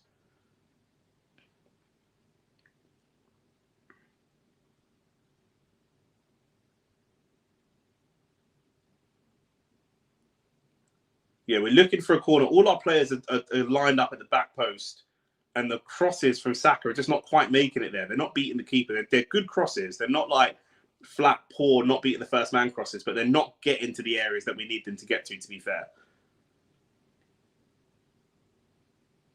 The movement of the attackers is good. The crosses just aren't getting there. Saka with the corner again. Better. We won the header. Second ball is spilled out. Third ball, and it's skied over from Jurriën Timber. And that's exactly what I said in the first half. Again, the ball is going to drop in the box and someone's going to have to turn it in.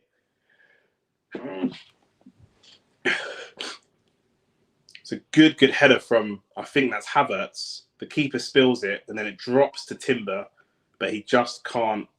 No, it was Gabriel. Of course it was. And he just skies the ball. I said it from the first corner. You can go back and have a look at their goalkeeper can't catch. He can parry, but he can't catch. And I said it from the first half.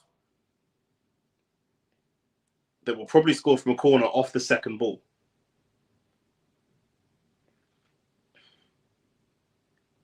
They win a lot of first balls, but not clean. Then we can pick up the second ball. We've got to be ready for that.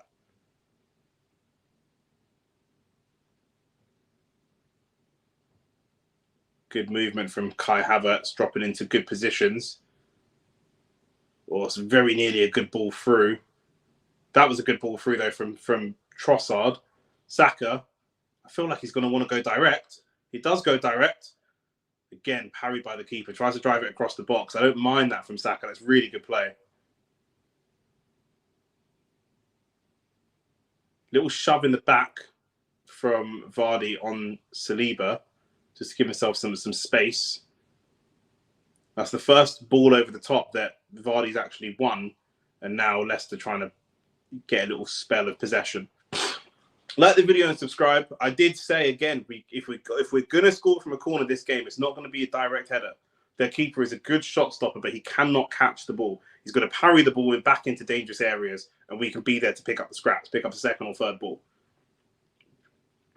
I did also say I think the change they're going to make, they kept going long from their defenders straight up to Vardy, and I think that we'll see them run at us more and try and use their legs a little bit more, which they didn't really try to use at all in the first half. They're just going long and Saliba wins, long and Saliba wins, long and Saliba wins. Now they're trying to run at us. You know, our midfield is not actually the strongest. So that makes the most sense. Indeed, he goes down under a challenge and looks for a penalty, but it's definitely not a penalty.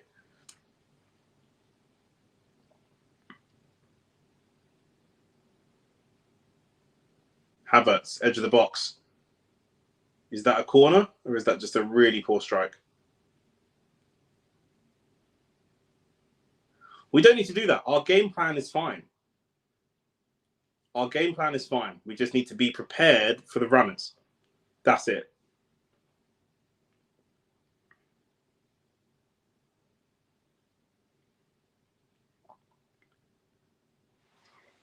Just seeing the replay of their goal again. Yeah, James Justin gets a good header on it, but it just bounces off the face of Havertz, which wrong sights David Raya.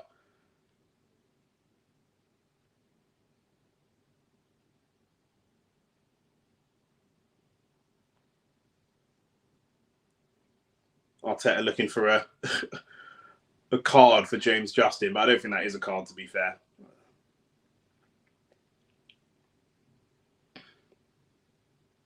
That's brilliant. Good football. Good 1-2. Can we find Saka? We can. Can he find a pass? He goes direct. And it hits the side netting. I'm not mad at that. Good direct football. Really, really good direct football. The confidence is there. And like I say, Leicester were just starting to get into their stride a little bit. He's up against Harry Winks. I wonder if he can cut that back across. It's not the best strike from Saka, to be fair. There's goals in this for us. There are definitely goals in this game for us. 100%.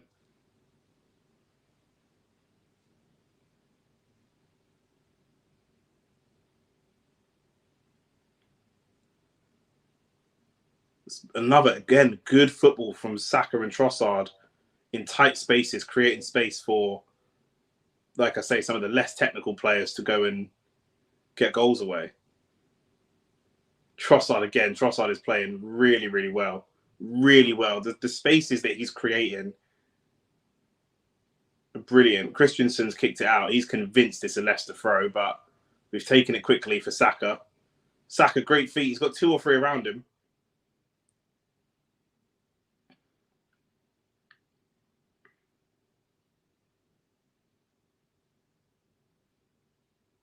There's no foul on that one. I think Mavdini wanted that foul.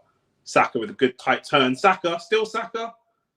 Trossard. Oh, that's a brilliant save. That is a brilliant save from Hermansen. Wow.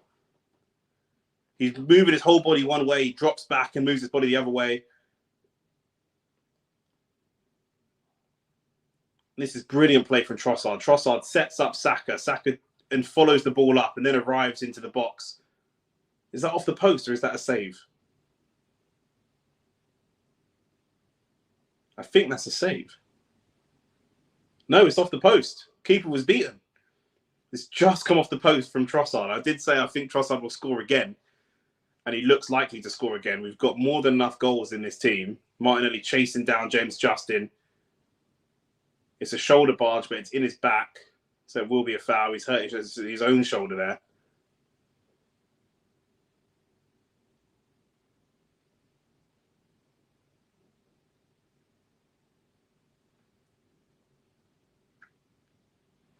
It's poor from Martinelli there. James Justin's facing his own goal. Could just stand him up, let him bring that ball down.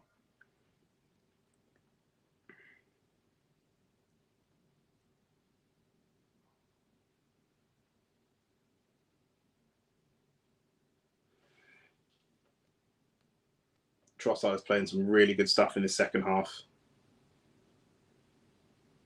Calafiori, I'm not seeing him attack quite as much as he was in the first half. But again, that makes sense. You know, once they're coming out with the bit between their teeth, just let them run themselves out a little bit. That's fine.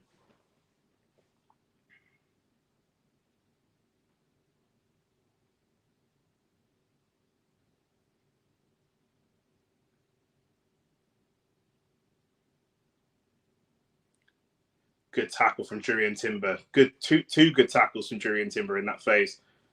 Now Calafiori comes forwards.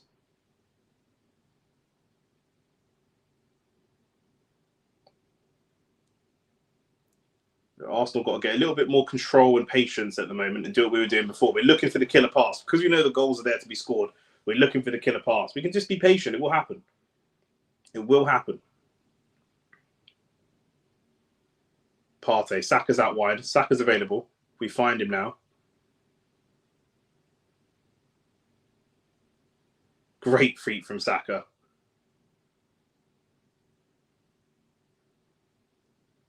Can we move it now? Once they overload the side that the ball's on, we need to switch it. Let's move it back to the left and move their defensive line to the left as well. There we go. That's good. It's a poor pass from Trossard that time. We need to move their defensive line. Then move them left, move them right, move them left, move them right. And then as they're moving left and right, we're going to find gaps in the middle. We've got to time the pass right. Can't force it. Timber wasn't quite on the same page as Saka that time, and now Leicester are going to try and come away.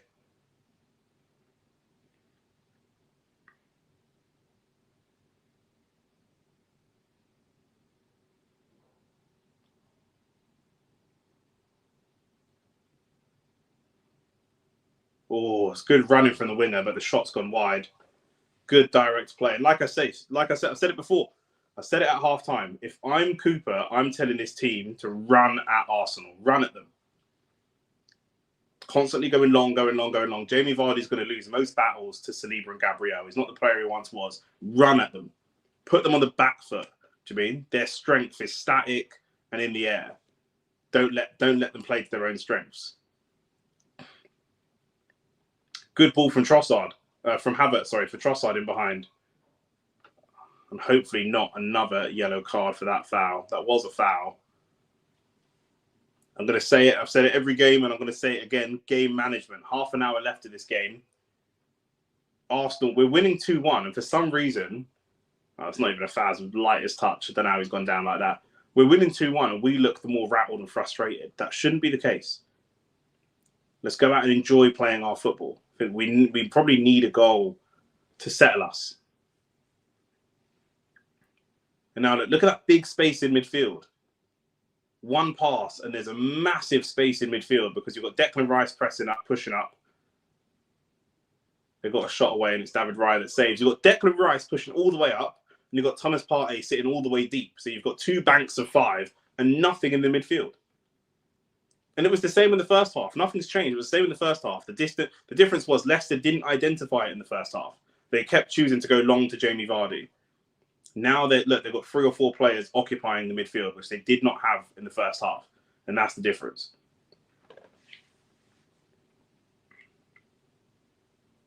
Rice has to pick and choose the right moment to push forwards. He has to. He can't just run forwards constantly. He's got to pick the right moments to do it. A big part of his job is still protecting the back 4. Partey can't do it alone. Cross comes away. It's a cross. Oh, my, what a goal that is. 2-2. Arsenal, Leicester, 2-2. That is an unbelievable... It's Justin again. It's James Justin again. Some of you guys that have just joined the stream, go back and look at the first half. I said the best player for Leicester has been James Justin. He was quality in the first half. And we've let him come up and score 2 goals against us. 2. I said it at half-time. Go back to half-time. I said he was quality. He's had such a good half. It's unfortunate that the goals have come down his side. It's going to make his performance look bad, but he's had a really solid first half. And now look where we are. 2-2, and both goals have come from him. Calafiori just neglects him at the back post. And I called what they were going to do. They're going to run at us and try and be much more direct. Himanshu, I said it, right? Did I or did I not say it? James Justin, first half, was quality. 2-2. And we've had the chances. We've had the chances to be 3 or 4 goals up.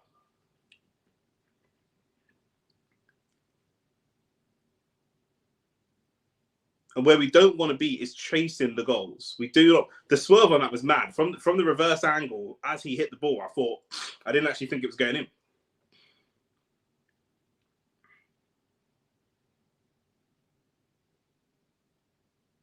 That's good defensive legs from Partey.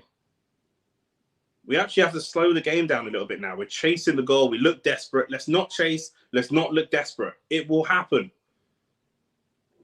It's a poor goal to give away. They've made adjustments and we haven't made adjustments yet. 2 goals from James Justin.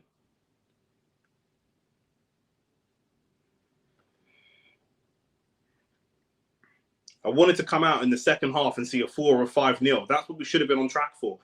This is like Daniel Dubois versus Anthony Joshua. We know what they're going to do. We know what they're going to do. We know they're going to come out and be aggressive and go direct at us. We know they're going to try and occupy the midfield. We know that. We've made no adjustments towards that.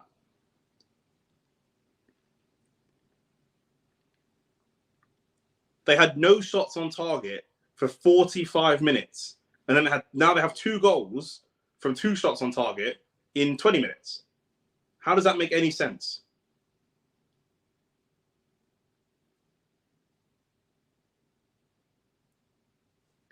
We've been negligible in this half. Absolutely negligible. We need to know what they're going to do. I called it.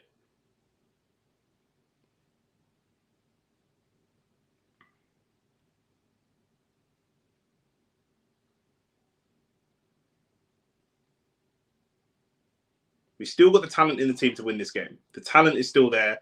The players are still there. Defensively, we've gotten lazy because we haven't had to defend that much in the first half. Partey's on the edge of the box. If Saka can find him, goes for the cross, it goes for a corner. We've still got big opportunities to score from corners because this goalkeeper is very similar to Vicario. He can't catch. He's going to flap. He's going to punch. Do you know what I mean? He's going to do anything, but what he's not going to do is catch the ball. That's not going to happen.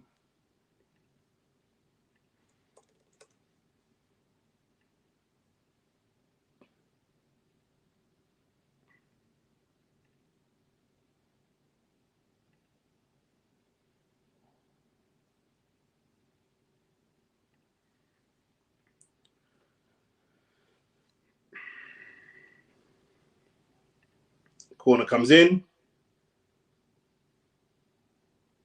Can we get a shot away? Corner again. Very, very close. Come on, we're there. We are there. We know what we need to do. We're there. All the other games have gone quiet. Everybody's looking at the Arsenal game. How this has happened? We've gone all the way to 2-2 from 2-0. Absolutely ridiculous.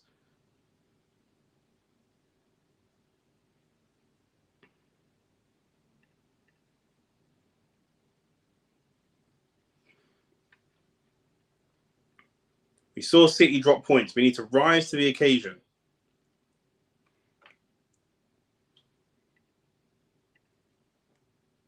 Declan Rice with the corner.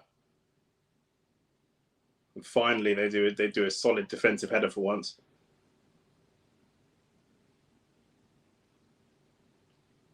David Raya goes long.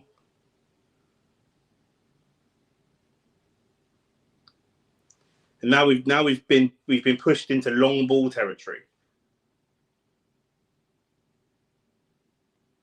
Timber. We need a strike. Get a strike away. Saka. Havertz, can he do it? Oh, what a save that is. That is an unbelievable save. Havertz just chests the ball down on the spin, gets the volley away, and the keeper makes a great save. With Saka with the shot, that's deflected. Havertz, little flick. That was nearly a brilliant goal. Wow. Just too close to the keeper. We are there, boys. We can do it. Their goals come from a free kick, and it's come from a cross. They're going to run down the channels and cross.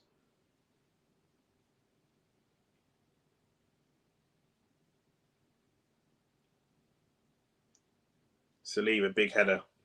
Declan Rice just holding off Oliver Skip, driving with the ball. Brilliant from Rice. Havertz is there. He goes down in the box. No foul. Arsenal called in for a penalty. It's not a penalty. It's a solid shoulder to shoulder. Big, strong shoulder to shoulder. Definitely not a penalty. We see it again just in case, but it didn't look. No. Shoulder to shoulder. There's no penalty for me.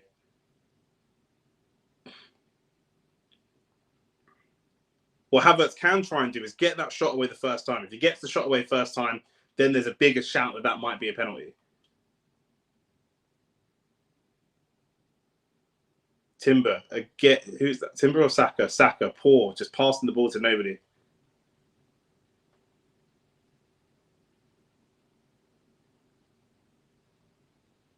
Foul from Calafiori. Needs to be careful. I think he's on a yellow.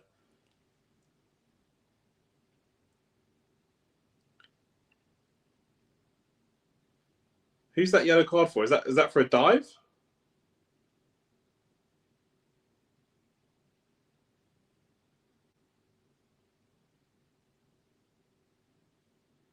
I think that's a yellow card. That's a yellow card for the Leicester player for diving. Let's see this again. Yeah. Calafiori goes to challenge, pulls his foot away, and then the Leicester player jumps over him and goes for the foul, and he calls for a yellow card as well. Or is it actually a foul and it's the yellow card to him is for calling for a yellow card? Yeah. They have 4 players on yellow cards. We have 2. There's 6 yellow cards so far in this game. Cross comes in. We've got to be strong. Brilliant. Saka's away.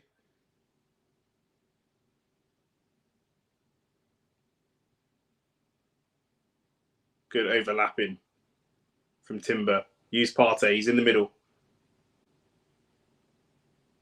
Can Partey pick the passes? The Partey started to play a little bit safe compared to how he was playing in the first half, where he was finding those gaps. Martinelli's gone quite central as well. He was creating opportunities for some through balls. I'm not seeing that here now. Someone out of this attacking line's got to come and receive. Now Martinelli comes left and receives the ball now. Should have done that earlier.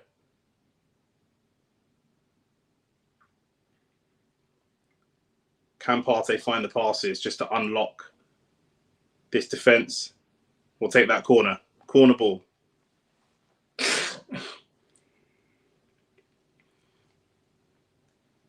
Last year we scored loads of late winners. You'd imagine we can do it again.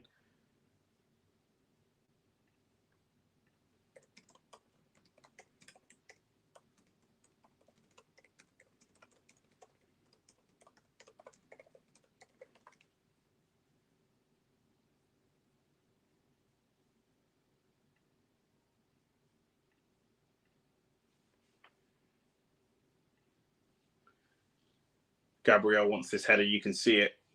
Declan Rice to the corner. Goes to the back post. And it's just over.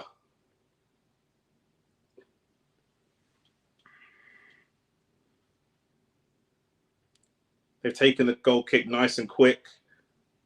But Arsenal will gather.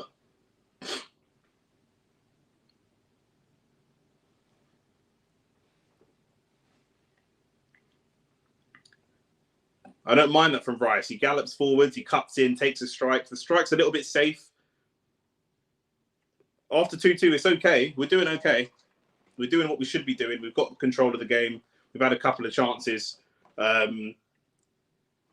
We've got control. We've had a couple of chances, but I think we're a little bit nervous about the counter-attacks because now obviously they've scored 2 of those counter-attacks. Oh, the keeper has made a big mistake. Trossard is a big save from the keeper.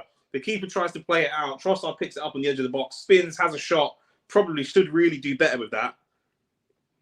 It should be 3-2. We should have scored 1 or 2. But the keeper plays it to a defender. The defender just trips over nothing, trips over himself. But the keeper shouldn't really be playing the ball to his defender in the middle of 3 or 4 Arsenal players, really. But there you go. And now there's a change. And who is this change?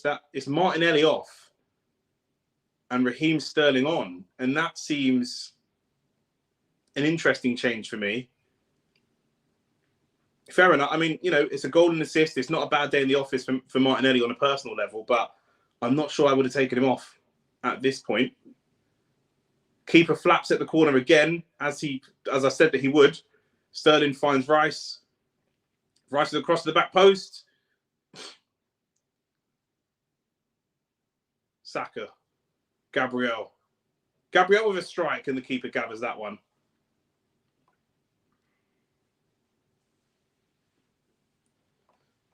"74 minutes in. We've got Gabriel taking shots in the 18-yard box. Why not? Why not?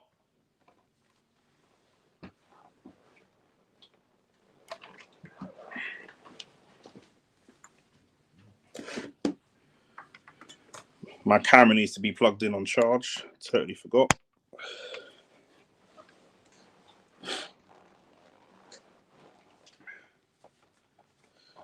Yeah, I mean, you said Chelsea are missing chances. Arsenal are missing chances. We've been missing chances. We should have been 3-0 up at half-time. And we've missed 2 or 3 big chances at least in this half. But I have to say, Leicester have been absolutely prolific. They've only created a couple of chances, and they've scored them both. So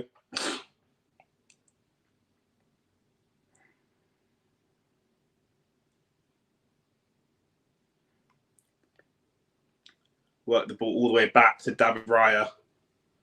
Declan Rice.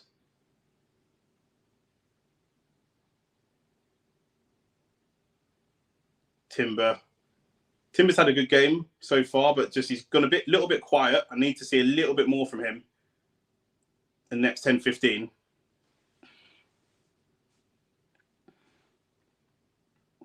Less of that, blood. Less of that chat before I ban you from my stream, blood. Man said 8-2. Get out of here, man.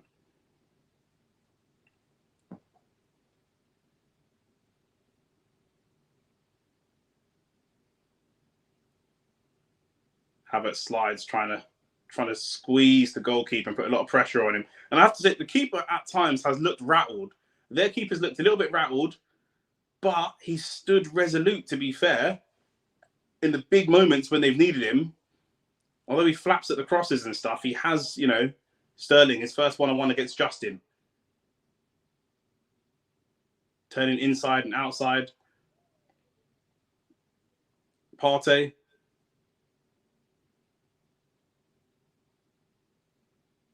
Sterling with a little cross in. Not really the pass that was needed. Jamie Vardy trying to hold it up. Poor defending from Arsenal. Leicester come away with the ball now.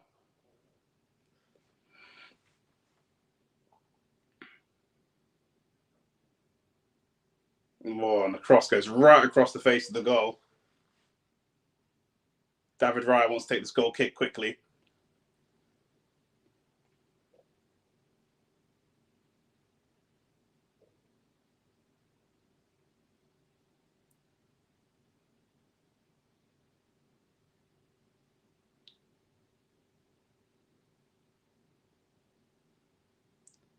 Oh, Calafiori's pass almost caught out.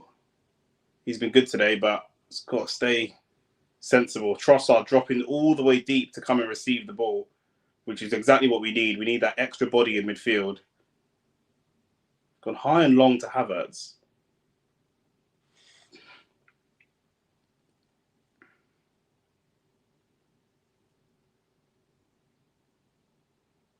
Timber.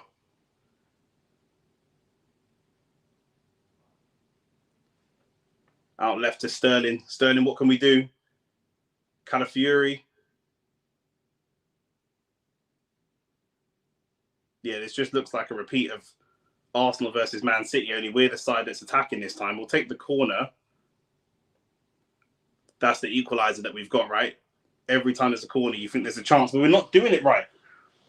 It keeps dropping down to the second ball. We need our shooters on the second ball.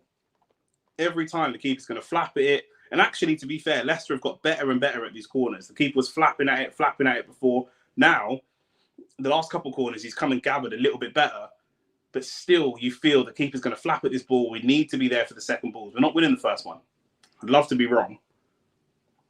Saka with the corner. Yep, they get the header away. It only goes to the near post. It's not the best corner from Saka that time.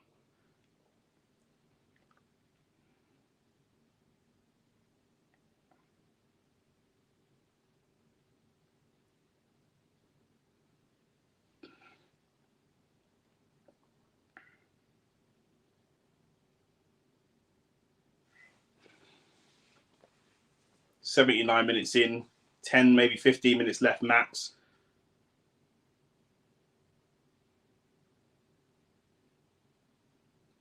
That's an outrageous goal from James Justin. Brilliant on the volley. No one gets near him. Trossard spots the danger, but spots it too late. Calafiori's out of position.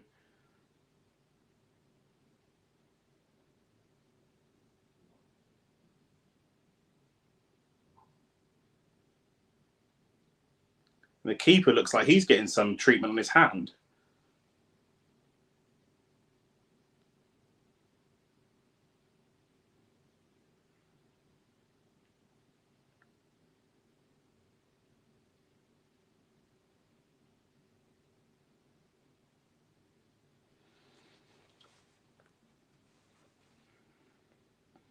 This little break in play while the keeper's getting some medical treatment.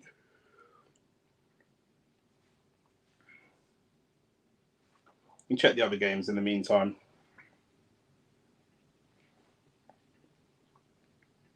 Still 4-2. West Ham have equalised 1-1. Everton have come back against Crystal Palace. They're now winning 2-1. How's that happened? Raul Jimenez has scored a penalty. It's all been kicking off. Dwight McNeil with a double.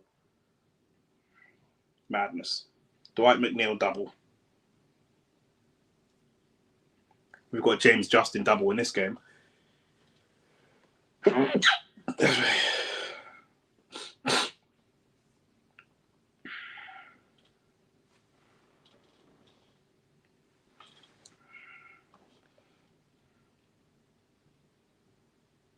And now we go again.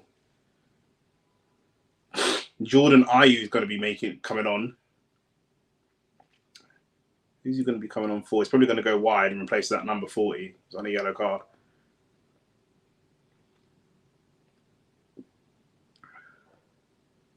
Good header from Calafiori. Partey, can he find a pass?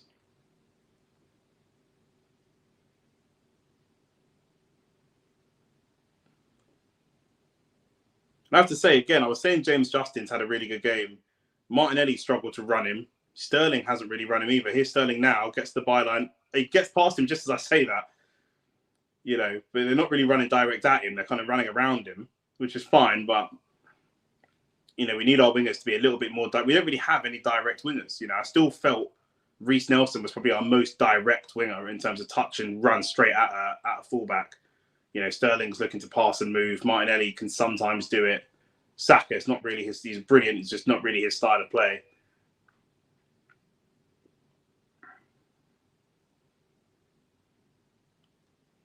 Saka, quick 1-2 with Havertz. Can he look for a shot? The angle sort of closed for the shot now. Referee. Saka taken down the edge of the box. Arsenal get the advantage.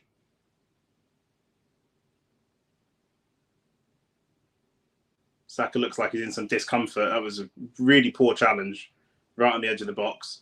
The ref shaking his head, but Arsenal obviously would have wanted the free kick. There wasn't much of an advantage there.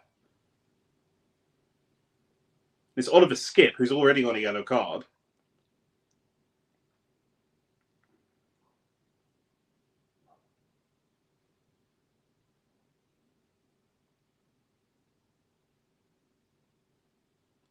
And now we just get the throw on. We would have obviously wanted the free kick, but what a shit advantage to play. How's that advantage? We're just running wide into the corner. Awful refereeing. Awful.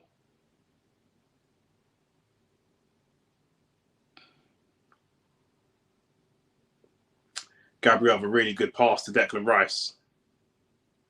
But I think Rice doesn't quite spot it quick enough.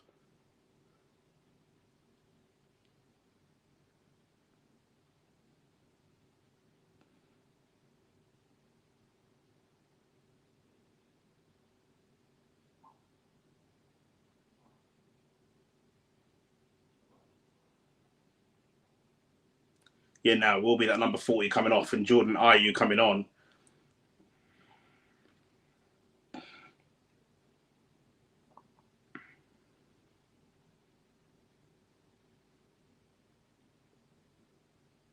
Time slowly running out. And Sterling's a decent goal scorer if you create an opportunity for him, but he's not really creative enough to create an opportunity for himself. And is this Ethan Nwaneri coming on? Who would that be for? It is Nwaneri coming on.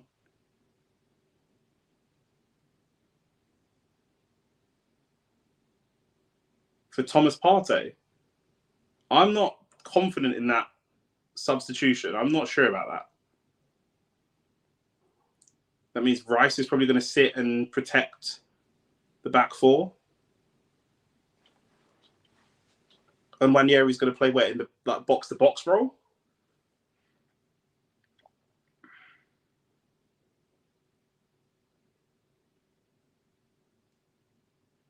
Yeah, Rice already sitting a little bit deeper.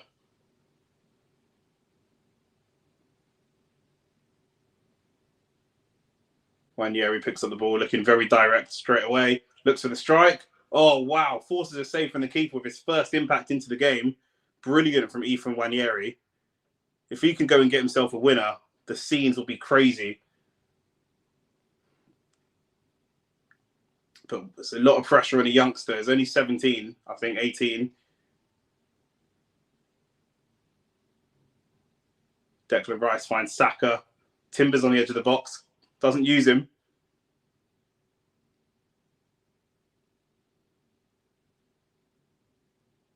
Great feet from Saka to find Timber.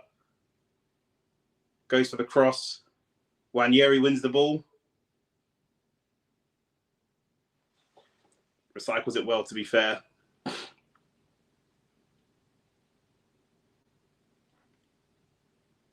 Brilliant feet. Brilliant feet from Nwaneri. Cross into the box.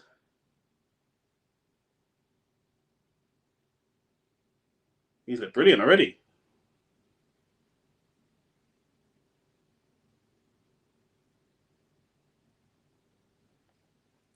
Saka again.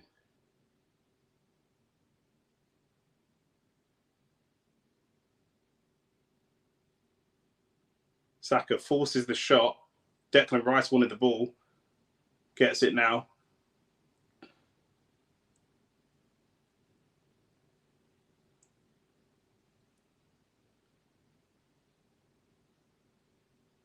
This is so similar to the position we were in last week. Nwaneri on the turn. Forces a corner. This is a brilliant cameo from Ethan Nwaneri so far. Wow. Just a little bit concerned about if they clear that ball with Jamie Vardy and Jordan Ayew up there attacking in the pace and the legs. With no one there to protect, just the centre-backs. That's a concern for me. Saka, we need to see a better delivery here. Saka with the corner to the back post. Calafiori, what a save. Big, strong header from Calafiori. Brilliant save from the goalkeeper. Wow, what a save. I think the keeper might have to be man of the match. It's between their keeper and James Justin for man of the match at the moment. He's been absolutely amazing. Absolutely amazing.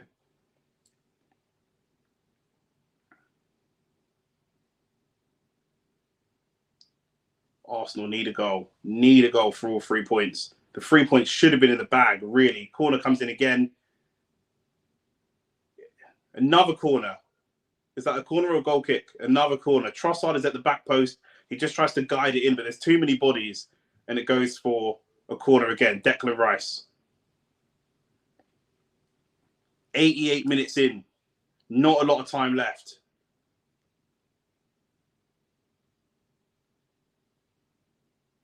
Rice to the corner. Floated that one. That one's kind of floated. The keeper punches. Saka brings it down. Releases to Trossard, but Trossard can't quite get on it. And now it's a throw. Taken quickly. Saka. On the cross. Havertz. Oh. Havertz and Gabriel both up there, but it just goes over. And you're starting to think that goal may never come.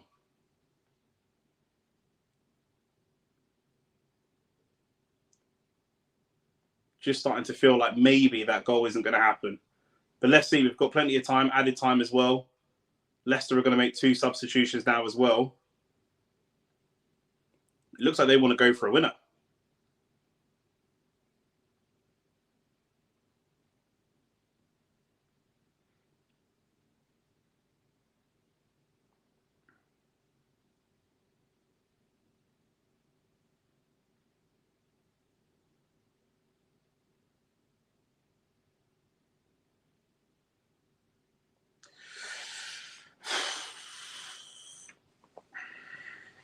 I think it's Mavdini down getting some treatment. He's put in a real shift. We've dominated this game. It's just been that one 10 to 15 minute period where James Justin, the first free kick, catches us off guard. And to be fair, it's a deflection as well. And then the second one, the cross, not cut out. 2 silly, silly goals to give away. That's all they've had. That's all they've had.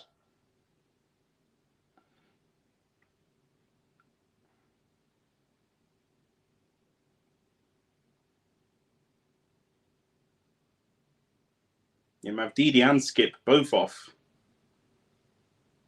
The Cordova Reed is coming. I didn't realise he'd moved.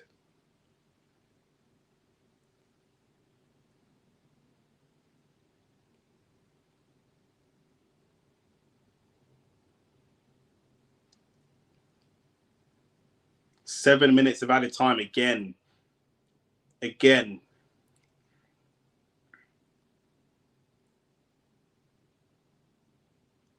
Just the same as last week. Who can get a winner, if anyone?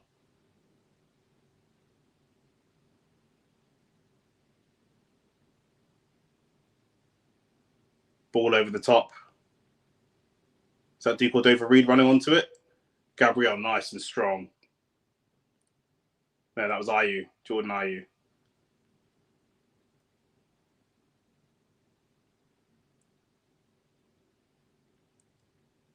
I think Gabriel's been very good again today, to be fair.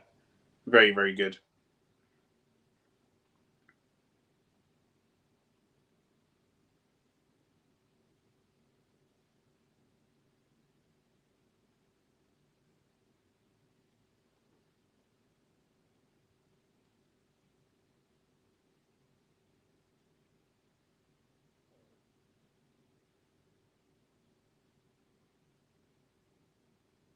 Coming up to 92 minutes in. Saka.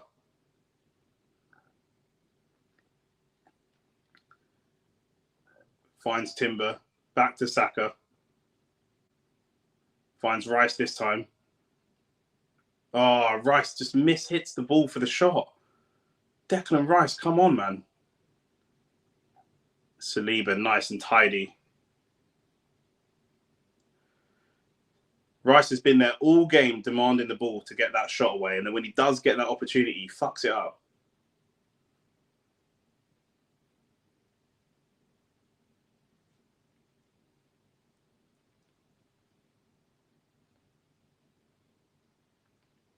Raheem Sterling, what can he do? It's a decent cross from Calafiori. Gabriel, ball comes out. Calafiori, can you find Sterling in that little hole? Sterling's looked just really flat to me. He just gets the ball. Here he is, do something. He gets the ball and pops it off, gets the ball and pops it off. I don't see what he's done that a Reece Nelson couldn't have done. Or a Emil Smith-Rowe, I really don't.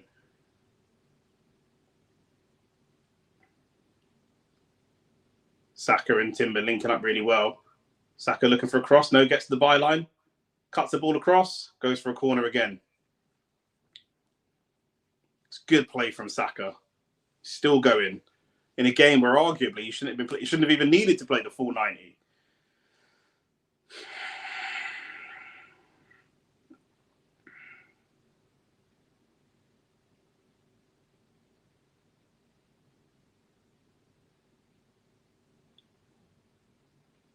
Should not have needed to play the full 90 minutes here.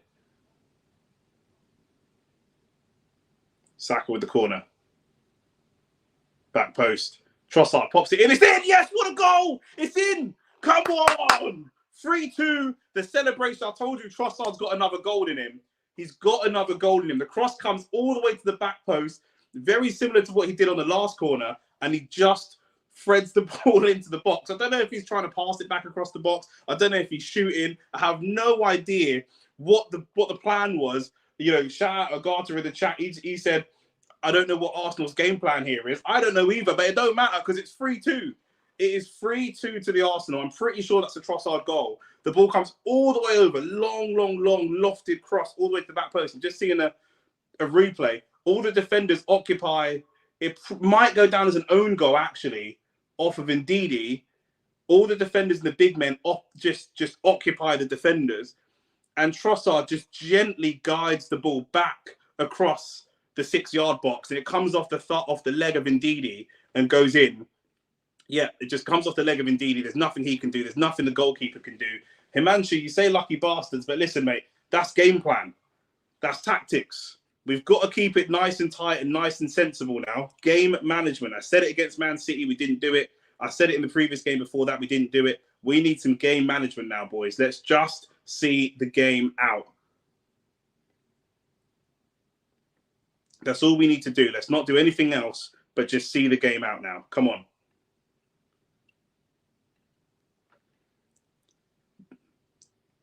The only reason I won't say it's luck, is because we were unlucky to be in this position in the first place. Do you know what I mean? So yeah, facts. That goal, the goal in and of itself is lucky, but we were unlucky to even be in that position when we needed to do that in the first place. So that's the only thing. Now the ball's up in the air, lots of headers. We need to win the ball. They go over the top, looking for Vardy. Good battle with Saliba. Good battle. Saliba on a yellow card. Saka. And Saka's brought down.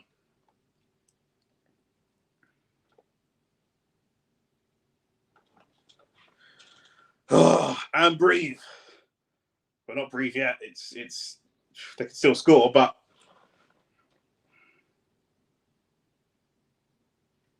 96 minutes of 97. There's been a goal, celebrations. It'll probably go on for even longer. Good variation of corners. You always thought now Gabriel Jesus is going to come on. Who's he coming on for? For Trossard, maybe? Gabriel Jesus better keep this game sensible. If he's going to come on right now, he better keep the game sensible.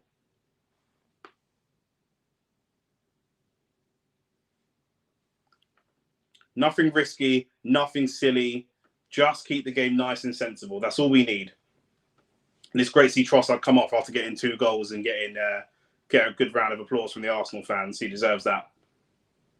I'm still tempted to give James Justin man of the match. It's so difficult, isn't it? It's so difficult because there's been some real standout performers today.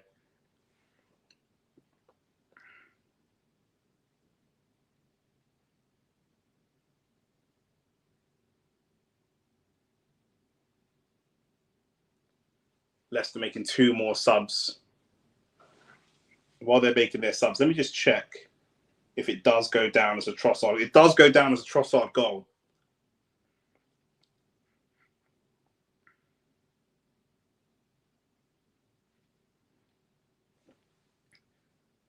Two more substitutions. And they're putting on attackers. They've got Vardy, they've got Ayew, they've got Edouard. They've got like a bunch of attackers on the pitch. They feel that they can win this game. So they feel that they can draw this game at least. We just have to make that ball stick up there. It doesn't stick because we immediately give away a foul. The free kick is taken quickly. Saliba wins the header. All the question marks are going to be how long does the ref let this game play on? Saka with a tackle. Nwaneri's battling. Nwaneri with a tackle, and the crowd goes crazy for him. He's had a good cameo since he's come on, to be fair. How long does the ref let this game go now? Arsenal coming with an attack. Jesus on his own. Still Jesus. Could it be Havertz? Is it 4-2? Is that a goal? Or is that offside?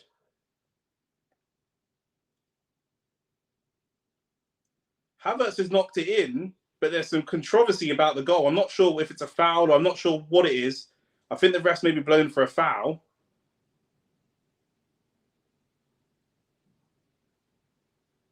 Jesus is running against the defence.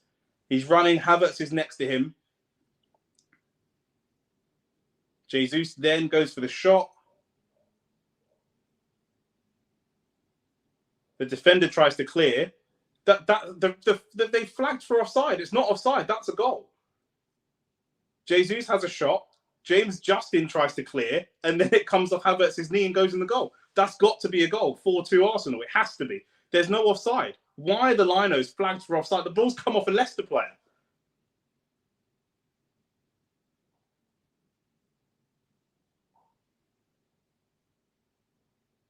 Or has the ref blown before the... The VAR, they're checking VAR for offside. But that can't be offside. How could that possibly be offside? It's a goal, 4-2.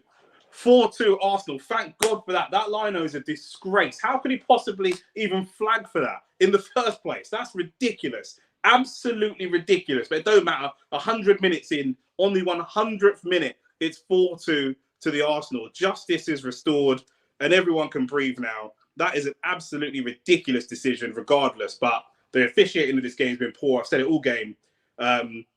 Jesus has a shot and the keeper deflects it. It comes off James Justin's knee and then it just drops onto Havertz and then he scores. You know, where the offside is, I really couldn't tell you. Absolutely insane. Absolutely insane. Ridiculous stuff from the officials. Absolutely fucking ridiculous. And this is why they get the abuse that they get. Childish.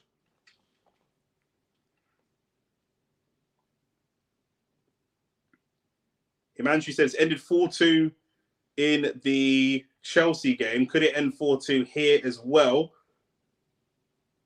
Havertz running in behind again. Big tackle from Fayez. The ref is going to blow the whistle. And it's full time.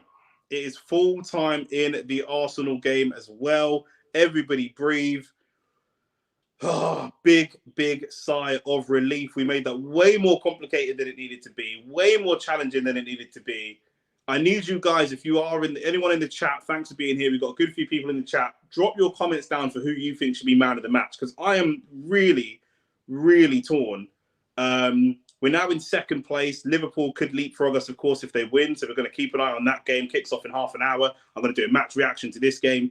But, you know, quick run through of all the scores on the doors. Chelsea's game finishes 4-2. Everton, massive comeback for them through Dwight McNeil, 2-1. Fulham, 1-0 from a penalty from Raul Jimenez. And Brentford and West Ham, 1-1, which actually is a very good point for West Ham, even though it might not feel like it. And Arsenal, 4-2, goals from Gabriel Martinelli, a double from Trossard, and then a 90+9. After we saw the 90-minute +8 last week for Haaland, we've got 90-minute +9 for Kai Havertz and 2 goals from James Justin. Just 3 shots on target for Leicester for the whole game, and still somehow managed to get 2 goals, 25% of the possession and 3 shots on target. Very, very good. Not performance from them, but a very good sort of 20, 25-minute spell in the second half. I want to talk about Arteta. I think he made that 25 minutes in the second half. We can go back and check, and everyone comes on YouTube and says, I knew it. Go and look at what I said during the halftime break about how Leicester would come out and play.